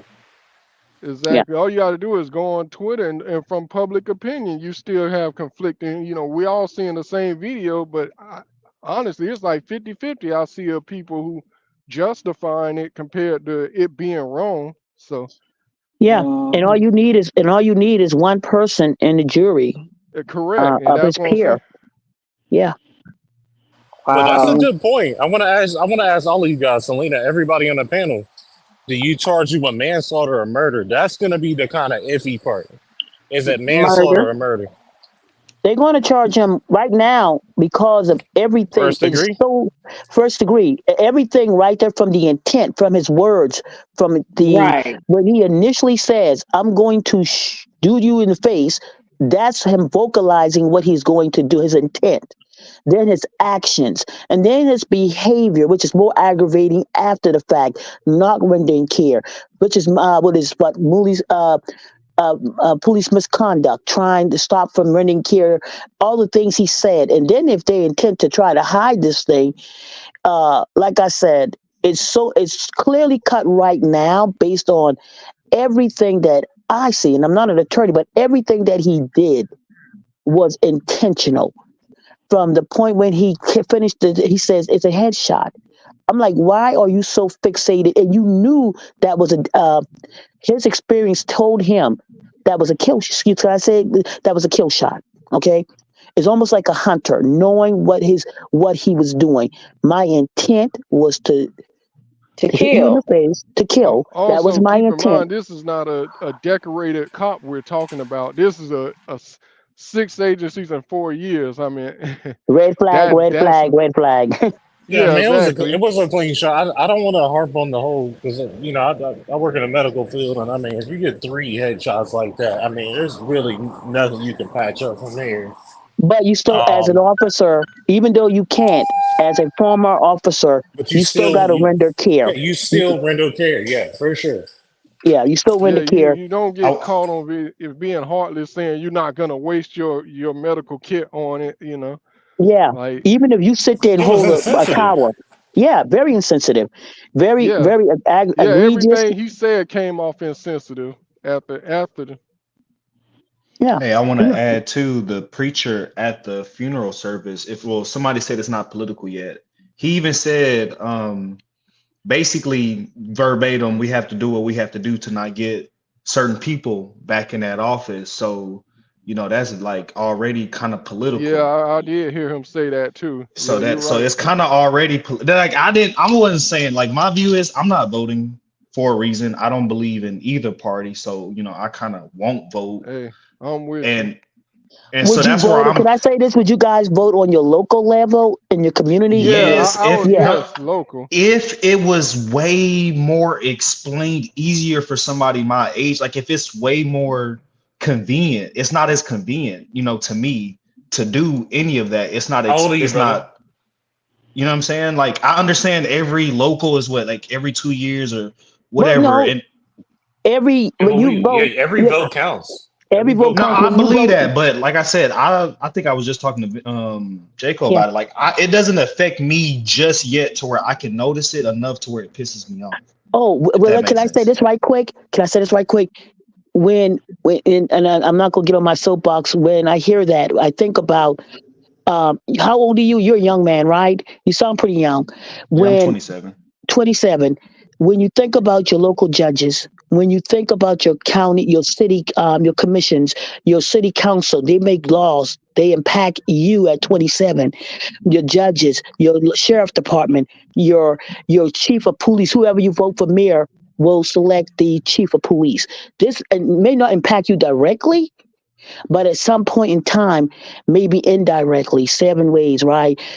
So when we say it doesn't impact us yet, well, it only takes a day. It only takes one officer that you will encounter. It only takes that moment in time that we have no control of. So your vote does count. It may not impact you from the head up where, say, Trump and Biden, but if you go down the line and come on down 2 years, every 2 years, and even this year, look at who's on the judges, who's being voted. Look at your senators, your state senators, when they're being selected, because these are the people that appoint judges, magistrates, and these are the people that are going to impact you at some point at time, Oh, Justice, financially. I gotta piggyback. You just took like the best words out of my mouth, brother. And I don't want to say this, but if you see what's going on in Atlanta with the Fannie Willis case and how that judicial system down there is completely ruining that YSL case, you are for sure need to vote for the people. Like, I'm over here in California. Gavin Newsom is killing California. It is a liberal state, but he is killing And us that's crazy inside and because out. you say that, Blizzy, because some people I see praise that man. And No, from he the is outside killing looking in, us. I think he's killing it too. But He is killing it's us, bro. amazing how It is many the people most unsafe place to live, the most beautiful place to live, but the most unsafe place because he takes the power from the people. But there's a criminal walking around, or we got some of the most homeless areas in in the United States, but they have more laws or more reparations than a person that live here that's middle class or high class. Like he Yeah. doesn't care. It's a money thing. Look at what's happening in Illinois. Yeah, Chicago got yeah. some of the most highest murder rates, but Illinois and California has the strictest gun laws. So how do you have the strictest gun laws but the most homicides? Think about it. And that's exactly right. I just moved from Illinois. I lived in Illinois for approximately almost 14 years. And basically, I watched it deteriorate from the time I moved in. And like you said, everybody, how the strictest gun laws, but yet the most crimes. And it's for a reason. It's everything is, and in my opinion, everything is already, it's almost like written. It's something coming. And Illinois wants something, and they want this. It's a city, right? And this is where you're moving people out, gentrification. And Illinois has a plan. People are leaving Illinois in droves. African American are leaving Illinois, going to Houston, going everywhere, anywhere. And this is, hey, let it happen. People will move, right? Eventually. It's in my opinion, right? Right. Right. Yeah, same thing happening here. A lot of people moving to Utah and like Idaho, Does it- like places you would never think. But Right. Let me hear what Amber has to say. Hey, Amber. Did she leave or? Oh, I guess she left. I was gonna let her up. So, Amber, if you would like to come back up, you're more than welcome to come back up. Yeah, but it all depends on your situation growing up. I could say that Capono, I was like Capono too. I'm 32, so I'm not too far in front of him, but I didn't really care about politics. Like I would just vote. Like I think I voted for Obama at 18, but I didn't care. I was just voting because he was black. I didn't pay Right. attention to one policy. I don't got no responsibility, so it's easy to That's survive where for I'm me. at. So I don't it's have the nothing. Yeah, responsibility. exactly. It's not And it's like I not that I got don't kids or care. It's something that I just don't. Yeah. it's just Okay. hard for me to like. It's very unstructured. Like every what Miss Justice said, like it's very very unstructured here in Texas for me to understand every like the comptroller. We got sheriff, comptroller, got fucking mayor, deputy, like commissioner. We got all types of shit we supposed to be voting for. So it's kind of Right. hard to decipher that shit. Like we Yeah. got so many to vote Yeah. for. It's like Amber's getting back to up. Can you hold that thought, Miss Justice? go ahead. Amber, you had waited patiently. Hey, Miss Amber, how are you? Are you on mute? How? Yeah, how Yeah, you doing? I'm doing good. I just wanted to take this opportunity to thank you very much for covering this. I couldn't even sleep last night because I was watching Cash Kelly, the Streetlight, and he was one of those J6ers that was locked up for 3 years, and he just got out a few months ago, and so he was not able to see a lot of things that we saw, and I hope that everybody can take this opportunity to rise above the rhetoric and see that the spiritual warfare that we all are in, that this man was completely, to me, if it would have been me, I would have been intimidated by his attitude and know that people that are like that, they're evil. So his overtone was demonic to me, because what else could it be? Right. There's a difference between the evil and demonic or whatever. But when she pled that blood, hey, she was going to burn him with the water or burn him with the blood. And he said, you better not. Boom. He canceled her right then and there. It was not a black-white thing. Right. To me, normally I can see where the color is in play, but this just did not strike me like that. And so I posted Cash Kelly doing that, analyzing it, showing all the different video on the footage on it. And I asked that anybody that watches my channel or saw that post to please cover this, but to try to keep it, not trying to tell anybody how to do anything, but to emphasize this spiritual warfare we're in, and the politics have got us blinded to it. And see, people gotta keep your minds right, keep it together, and see it for what it really is. In this case, in Well, this see, case. the argument that people will use is, well, she had the pot and she threw the water at them, you know. So that's the argument that people are saying. But does boiling water result in losing your life? Like, that's That's what absurd to me. no offense, but that's what angry women do. That's just the niche to throw grits on men, when they doing bad. No funny shit. That's just like, I think a man can take that. You can take that shit. Now, technically, boiling water can kill someone, but that woman, there was enough distance in between them, and there were two officers, and Correct. she could have thrown that water hard as she wanted to. She couldn't have thrown enough water to murder him with it. See, so it just flew all over him. He had it out for her. There was no reason whatsoever for him to go back into the house. He had it I in. think I'd be Right more in scared of the house. homeless people out here in the streets here that have a needle that can strike me with a fentanyl needle that's dirty than a boiling pot of water. That's just me. I mean, I don't know Hey, what Miss everybody Amber, else have thinks. you seen the connection with the wife in the hospital yet, or have you not gotten into that part of it? Whose wife? I guess. See, The cop's wife. Well, I haven't, but I wouldn't even see how it would explain him doing that and him having that. It doesn't explain it. It just shows like he should never have a job anyway. Because like the wife, her dad is like basically like a retired, I don't want to say chief, but like somebody like authoritative to get him the job, basically. And you know what? Here's the situation. He's got a bad attitude either He way. has 2 DUIs convicted, 2015 and 2016. Illinois law does not even allow him to be a police officer.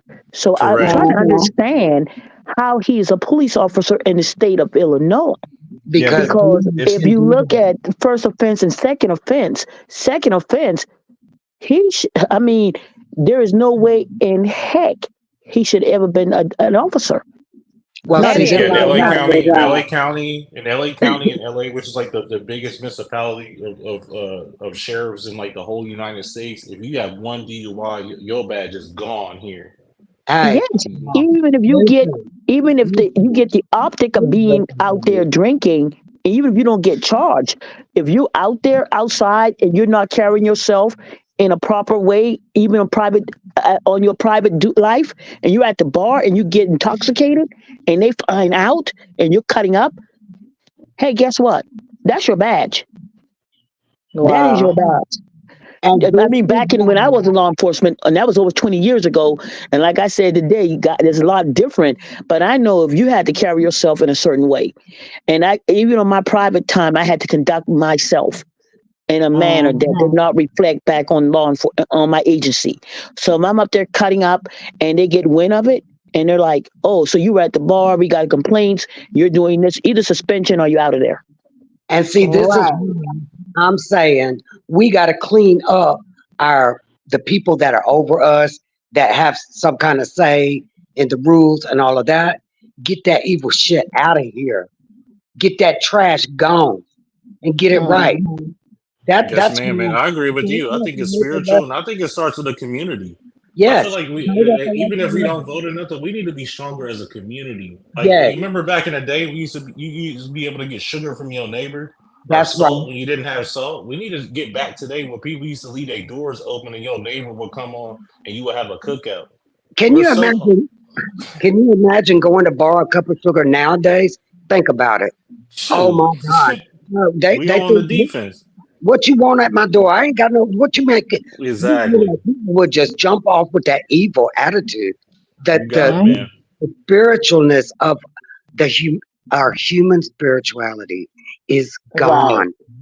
Exactly. You gotta grab it and keep it, y'all. Don't let this rhetoric continue to go on. Stand firm. Stand firm in for seeing. Okay, you're telling me something I haven't seen yet about his wife, and I can already guess and assume probably they just proven more the case for what he did, that he is evil.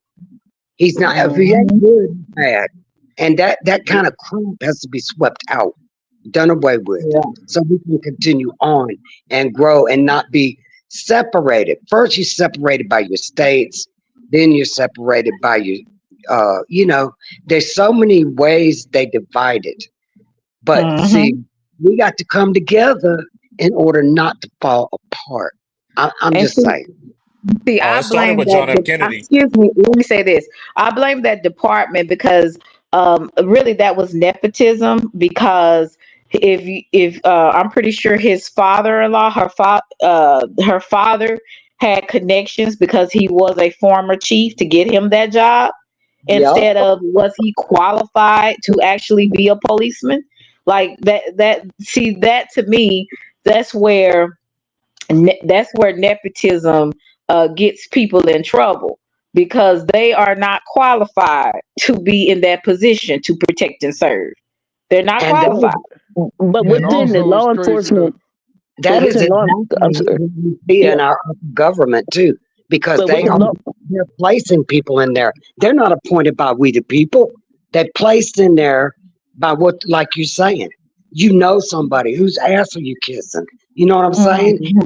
Facts. yeah, You that's didn't even know always your been in name. small counties like that. It's who you know, family members. Because even in fire departments and law enforcement, y'all know the family thing, right? It runs Right. up family. It's something that always happens in law enforcement and in fire departments. Hey, it's not, you can, even if you don't pass the test, you know Joe Bowl, you know him, get him in, okay? And they got a job. Right. This is ever and ever and ever and ever and forever. It will always be. Unfortunately, that's how it roll. It's not who you know, it's who and, you believe. and also it's crazy that a lot of people aren't talking about it. Officer he has tattoos associated with neo Nazis on his arms. Oh I didn't my One see of the that. God. yeah, See, there you he go. does. I got a Evil. lot of tattoos. I think they were reaching on the tattoo thing. I think they were reaching because like the Go Nah, tattoos, look. they like Nah, use go they look. use the tattoos for criminals. If you got gang tattoos, they will Yeah, prosecute you exactly. off of That's like tattoos. So saying yeah, I you think the reaching with the tattoos a little teardrop. reach. Yeah, Yeah, Yeah, he I had, mean, Right. yeah, yeah. yeah. You I gotta mean, watch that if you tattoo judge you get. somebody by a teardrop, there's no way you can just look past neo-Nazi symbolisms. I didn't Right. even see that. I Yeah, didn't I even agree see with it. that. But the tattoos don't make the person. What Selena and all of you guys have really said on the panel, she said it earlier, is that That America is like #1, not in a good way, Blizzy, of but mental we're health. talking about an officer, not a regular civilian. Yes, that might be, but Yeah, but I mean, I have you like want full you want an sleeves, and I officer to work in a stop you hospital. and you want an But officer to stop you and you see a neo-Nazi shit on their wrist.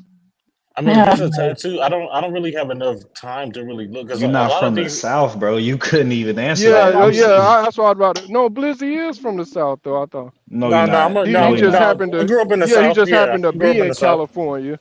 Yeah, yeah. I was Nah, about to say once he you just go happened to be west, in California. it's like once you go black, you never go back. Once you go Cali, you never just change back. No, Well, but I mean, I'm from I South go Carolina, everywhere. But guys.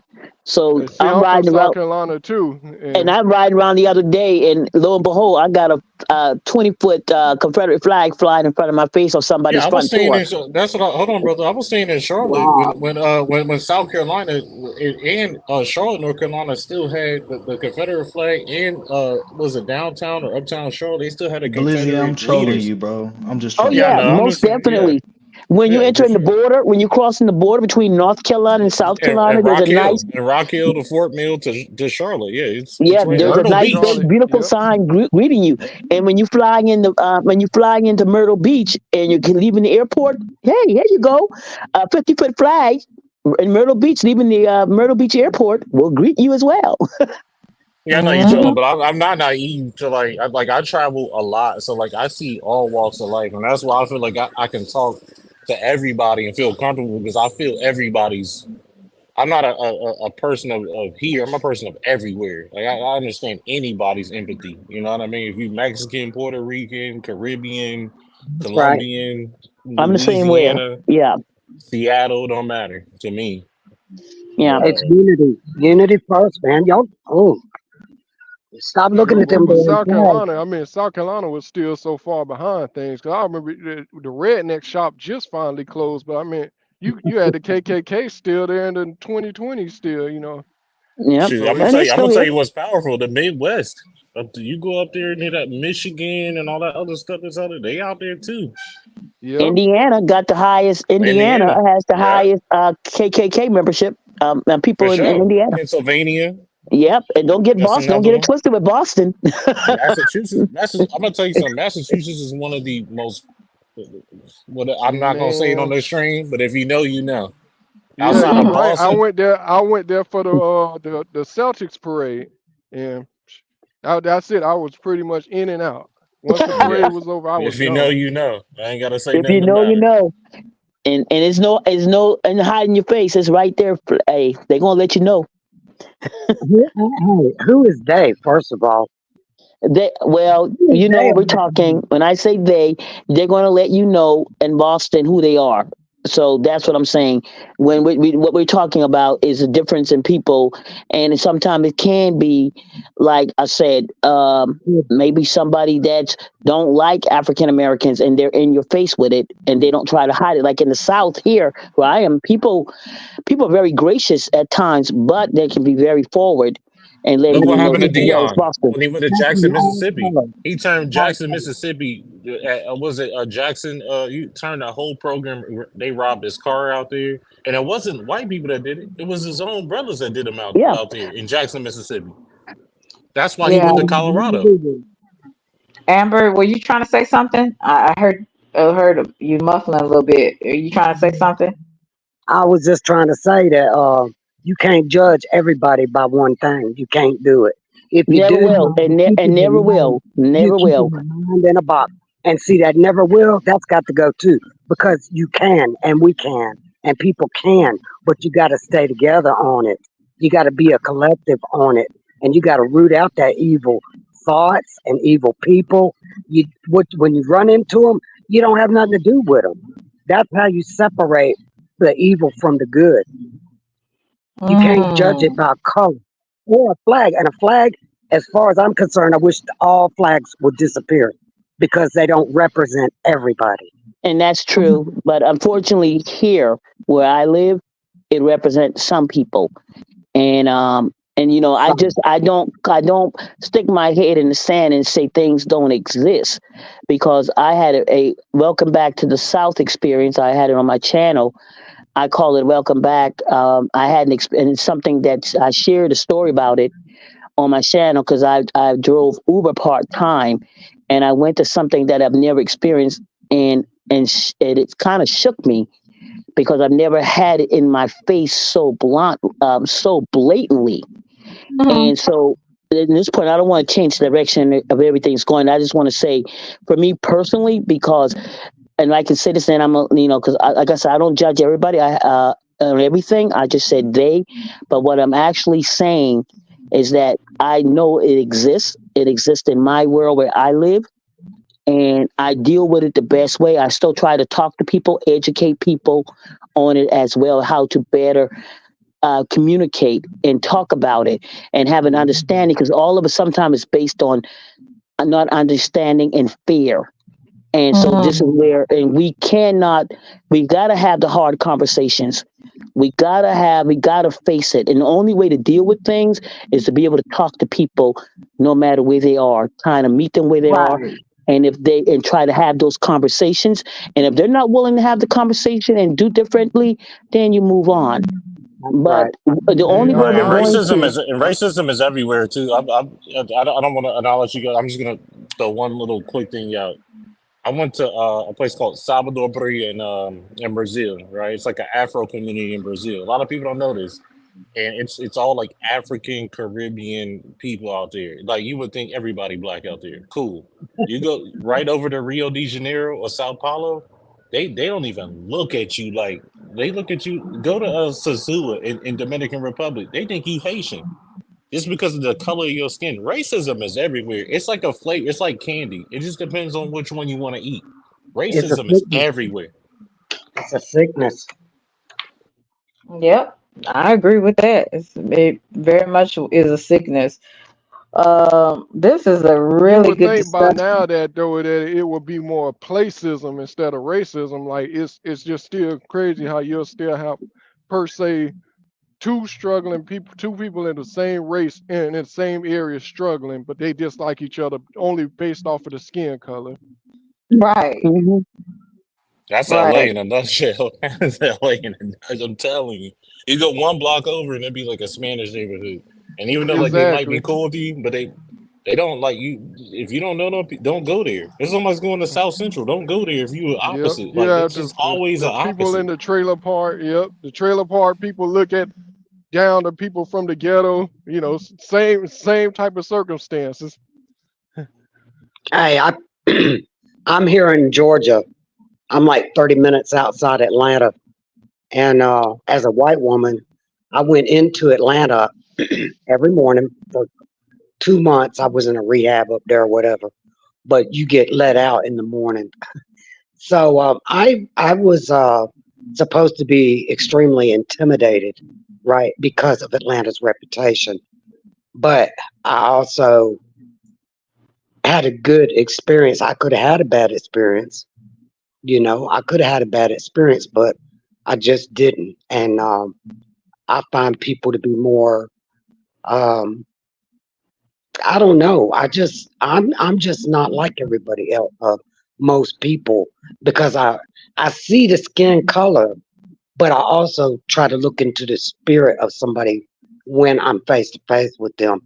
And as long as I'm not like 5-to-1, I can have a one-on-one conversation with anybody. But as soon as you get like on the streets, as soon as you get outnumbered, and then the color comes into play because people got too many attitudes, too many views, and they all can attack one person. Now that'd be 5 black on 1 white or 5 white on 1 black. The number plays a significant role. So on an individual basis, I just see things a lot different. Like I don't know. I don't know. It's just different for me. And lately, I'm summing up to you, Amber. You the real. You the real. You the truth. I'm definitely summing up to you. I like to hear what you talk about because you I speak from the heart for sure. appreciate that. But see, people say, "Oh, you're white. You can't speak to the black issues." Well, yes, I can. Yes, I absolutely can, because I, like you, have the freedom of speech. Now, I may not be able to actually have an experience while in black skin, but I can still have the same experience in my white skin. I can't argue with people no more. And like I said, lately, I think there's a big awakening going on spiritually in the world, and people see the world falling apart, right? But really what's happening is the evil is being dismantled and taken down, and the goodness has to replace that. So to me, that's what I'm seeing. And this thing with her getting shot like that, hey, man, I want to cry right now, because I could see everybody's going to say it was a black on white. No, this was evil on good. Strictly evil on good. I cannot Amber, everybody's going to, unfortunately, the perception, and it's everybody has seen so many different things. I've heard about 10 different people looking at the same video, and everybody sees something different. And unfortunately, the perception, we're going to have people look at it as maybe he did not understand mental illness. He didn't try to understand it. Was it a black or white thing that he have done differently? See, there's so many questions people can ask. Would he have responded to like that if it was a white woman? Or again, was he just a bad, evil person? Yes. And I kind of look at it in so many different ways, because I first saw evil. I saw demonic based on her actions. And then I look at, what if he had, what would it have been different if he had went to another a person of a white I asked that question too. So the questions are going to be asked, the perceptions are going to be different, and we got to be ready for that. And unfortunately, we can't, it's going to be there. And how we look at it and how we deal with it for our own wellness is going to be the best way. And knowing that we I'm gonna tell a story real quick too, guys. If you got Wait just a a little bit minute. of time, I'll be really quick. Go ahead. Let her finish. Let her finish. Go ahead, Ms. Justice. Yeah, so Go I ahead. think for our own well-being, it's how when we look at it, understanding people may not see the same way, and we can talk about it and agree at some point, just to say, you know what, I hear you, I understand you, I feel this way, and let people have their feelings about it. yeah, Because that's the best thing about it is we're all going to feel different, and we all want to be heard. And the thing is, if we're not heard, this is when people tend to shut down. So allow the person to have their feelings, feel that they feel, and express themselves, and then you express yourself, and then just be, okay, I hear you, but this is how I feel, and I heard you, and I hear how you feel. And Hold that's on. But I just want to say this, Selena, and I promise y'all, I'm just gonna tell y'all a real story. I just want y'all to have empathy of my story because it actually happened, and it's not fake, but it's real. And I'm gonna tell you how I'm covered by the blood, and also that I made a good decision that would have cost me my life. So I was going to a cigar bar. I had stopped and went to a liquor store to grab just a few things, and then I was gonna go to the cigar bar. Right? There's a guy there's a guy at the front counter, and he's just like wilding out, whatever. I go up because I know the people there, and I'm like, I just sat my stuff down right next to him. He pulled what was it, a Beretta or something like that? Pulled a firearm, walked 5 feet away from me, up the gun, and like raised it to my body. I'm on live with my girlfriend at the time. I put my phone down. I said, listen, brother, I ain't got no beef with you. I don't know who you are. I know you got something going on in your life. You got a gun to me. You're not to me because if you're close enough, then that's a different story. But I just want you to know I'm gonna buy this out of here. Whatever you're going through in your life, I got you. But this not for me, and it's not for you today. You know what he did? He put his gun back in his pocket and walked away. That's called diffusing the situation and not being scared because I knew I was covered by God. But the point about it is I didn't aggress him. Even though he was about 10 feet away from me, I could have made a couple other moves. I could have ran. I could have stood there and grabbed something myself. But I decided to talk to the brother instead of being in a situation like he's got a pistol to me. Sometimes if I can do that, that cop should do that Right. to that woman. you're That's a covered. story I wanted to tell you. Yeah, he could have de-escalated that, and the only thing he had to do was walk backwards and walk out the door, and ask and call for assistance. Call for not assistance to other law enforcement.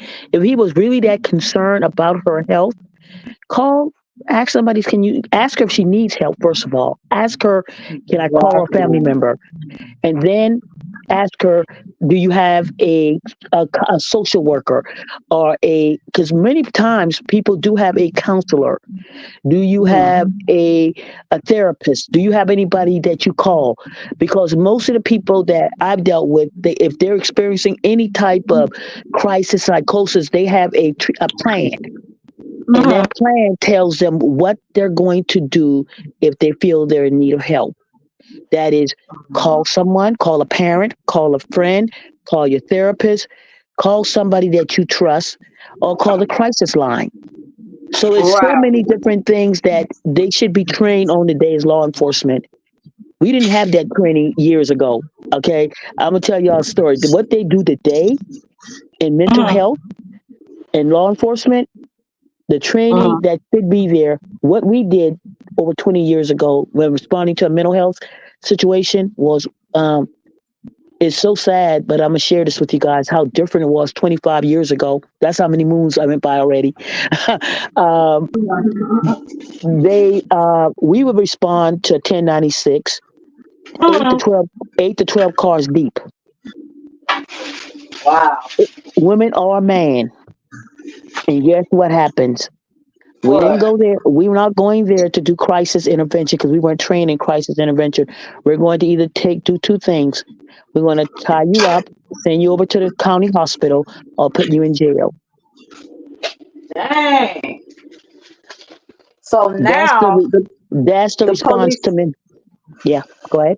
I'm sorry, Ms. Justice. Now the police are trained now to handle, because that's what I was saying earlier. They should be able to handle situations to de-escalate, or if a person struggles with mental illness, they should be trained to deal with that. Correct? Now at this point, not back. That's the sad part about it, because you can get the training. You can sit in the academy all day long, and you go all the trainings. You can go to de-escalation training. You can go to diversity training, equity training, inclusion training. You can go to all DI training, all the training you want. But once you get back into that department, okay, and you get on that street, on that road, that's a whole different ball game. Because let me give you an example. When I went to firearms training when I went to get certification on my firearm, the instructor was a chief of police in a small county. Okay. This man I was angry, petrified, because he was making jokes about people with mental illness. And I said, if you're the chief of police and this is your behavior and this is how you feel, guess what happens guess what gets piped down the line? Right. If supervisors and management have this belief and this feeling about mental illness, guess who's going to pick that up eventually? The officer. So the training is there. The training is there. But if it's not implemented, if it's not taken serious, and people are not held accountable like this officer should be, like the one for George Floyd as he should be, if you're given the training, and this is what's going to happen when you go to court. Policy and procedure is going to show up, your training department is going to show up, and they're going to leave you in a ditch, because they're going to say, we did this, and that. Because guess what? Right. These pockets go to the training department all the way up, right? So the training department is going to come and show them exactly what classes you sat in and what grades you made and why they felt you should have been able to do what you did. I mean, why you should have been able to make the right decisions. Above suspicion. Exactly. She hit it right on the head. You are a shooter above. Every time you shoot your gun as a police officer, you are a shooter above suspicion. And they're going to take your blood work. They're going to take everything that you did that day. Everything that you did, they're going to secure your weapon. Anything that you did, whatever you ate, like the ballistics, they're gonna land that. They're gonna see the angle of the firearm that you shot. It's angles to this. It's not. It's what people see on TV. She is completely right. What she just said, completely. Yeah, they're going to check everything, and they're going to look in your background. They're going to check how. First of all, the first thing they're going to pull is his records. What type of, which we hadn't heard yet, what type of encounters that he had in his community in these 6 days? I haven't seen that yet. Anybody seen it where any complaints, anything, or were they keeping the complaints, or were they one of these departments that if he got complaints, they destroyed the records? Because I'm surprised. This is not, with this behavior, they should be something of a record. This is not a first time behavior. I'm gonna add something real quick before I jump off. There was a cousin of the lady that was allegedly murdered. I think it's either, the number is 4. It's either 4 months ago or 4 years, but I think it was about 4 years ago because it was some distance. And I guess the same thing may happen. I'm still doing research on that. And also, damn, I almost lost my train of thought. Yeah, basically, like, this already happened before. And then, outside of the DUIs, you guys already mentioned he has like 6, I guess, transfers. But you guys got to look into the wife, and I guess there was an incident earlier that day with the lady, because the paramedic was like, was this the same kind of, like, I guess, lady or whatever with the 1096? So I think the wife. Did he have some type of encounter?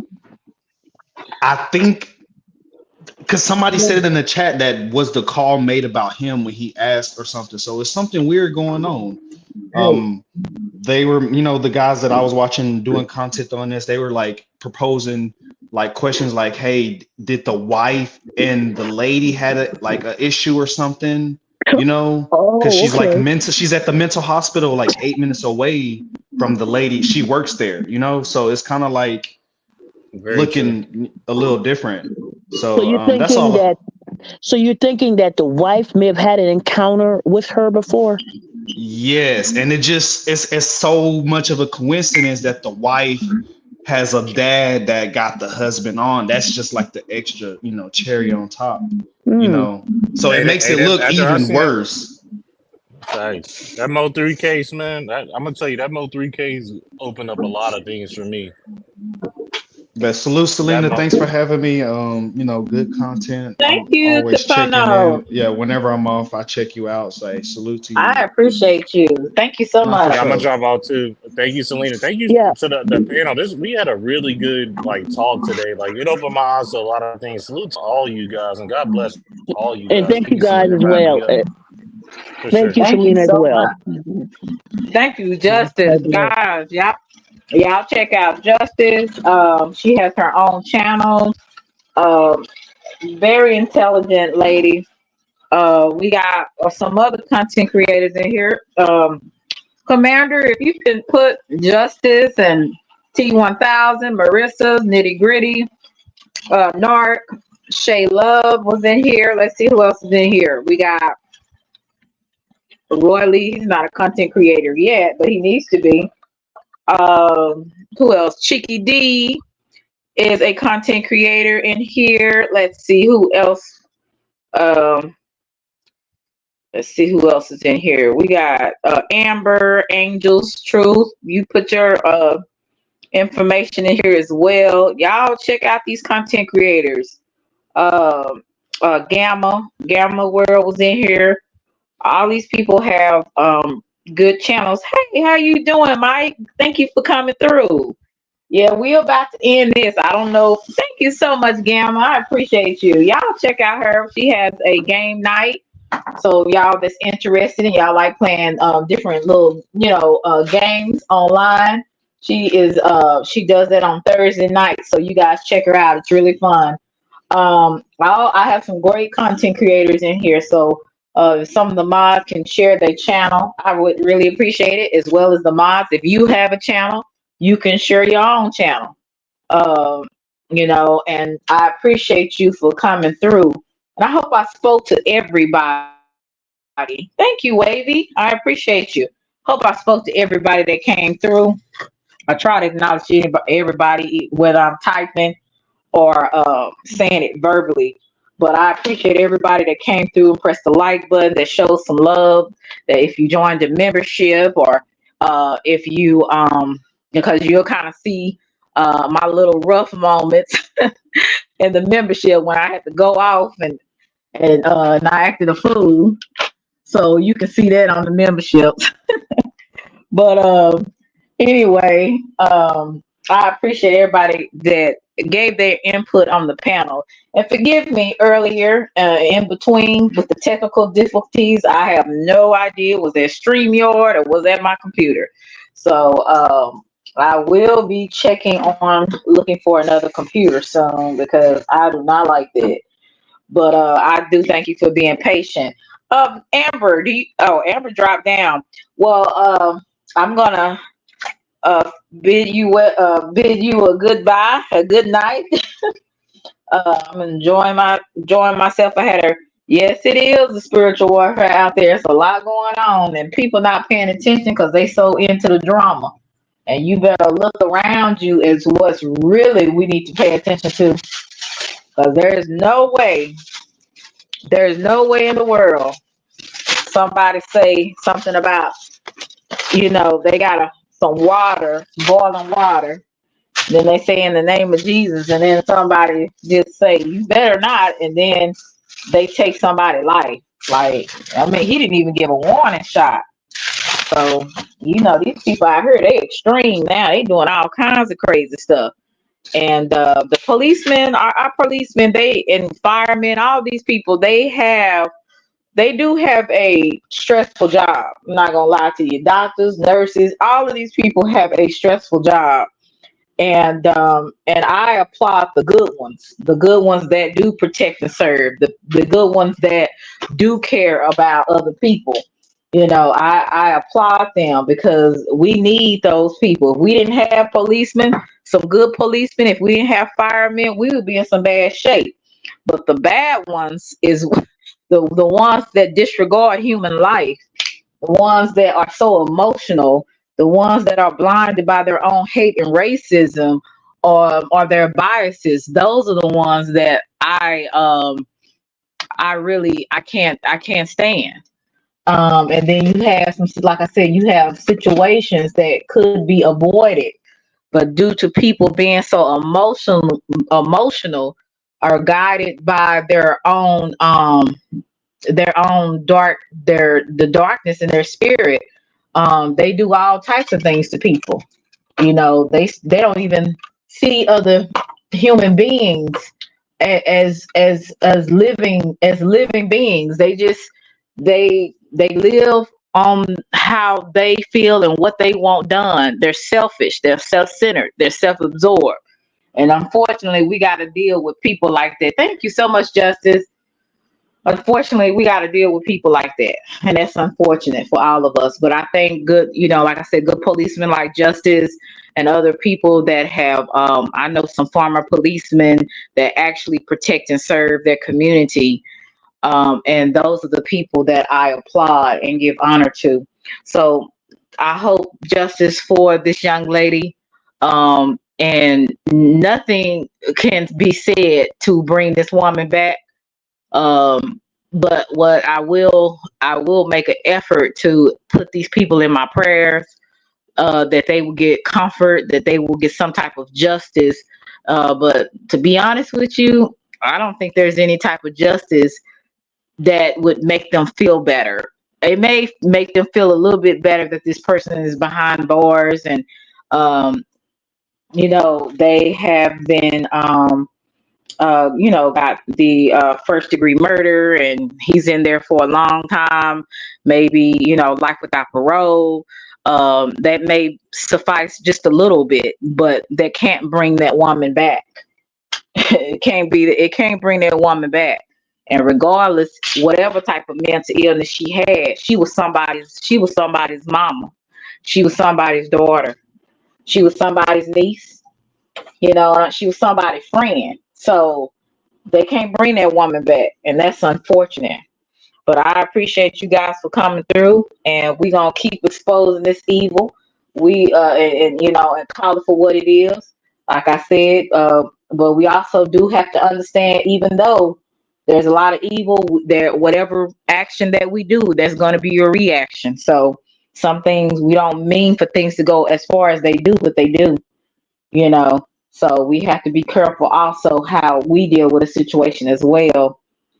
And, but I appreciate you guys for showing me some love tonight. Hope y'all have a great night. I hope y'all have a good Thursday tomorrow. And, just then, I hope y'all, have a blessed night. If y'all decide to stay up a little longer, or y'all decide to hit it on to that bed. So I'm still on vacation, so I'll be up for a minute. But I know some of y'all got to get up in the morning. But love y'all to Reese's Pieces, and thank you again for being patient with me. And for those who missed it, I hope that you can go back into the very beginning when I show the video, the news clips, as well as Officer Tatum's commentary as well. Peace and blessings to all of you, and love you guys to Reese's Pieces.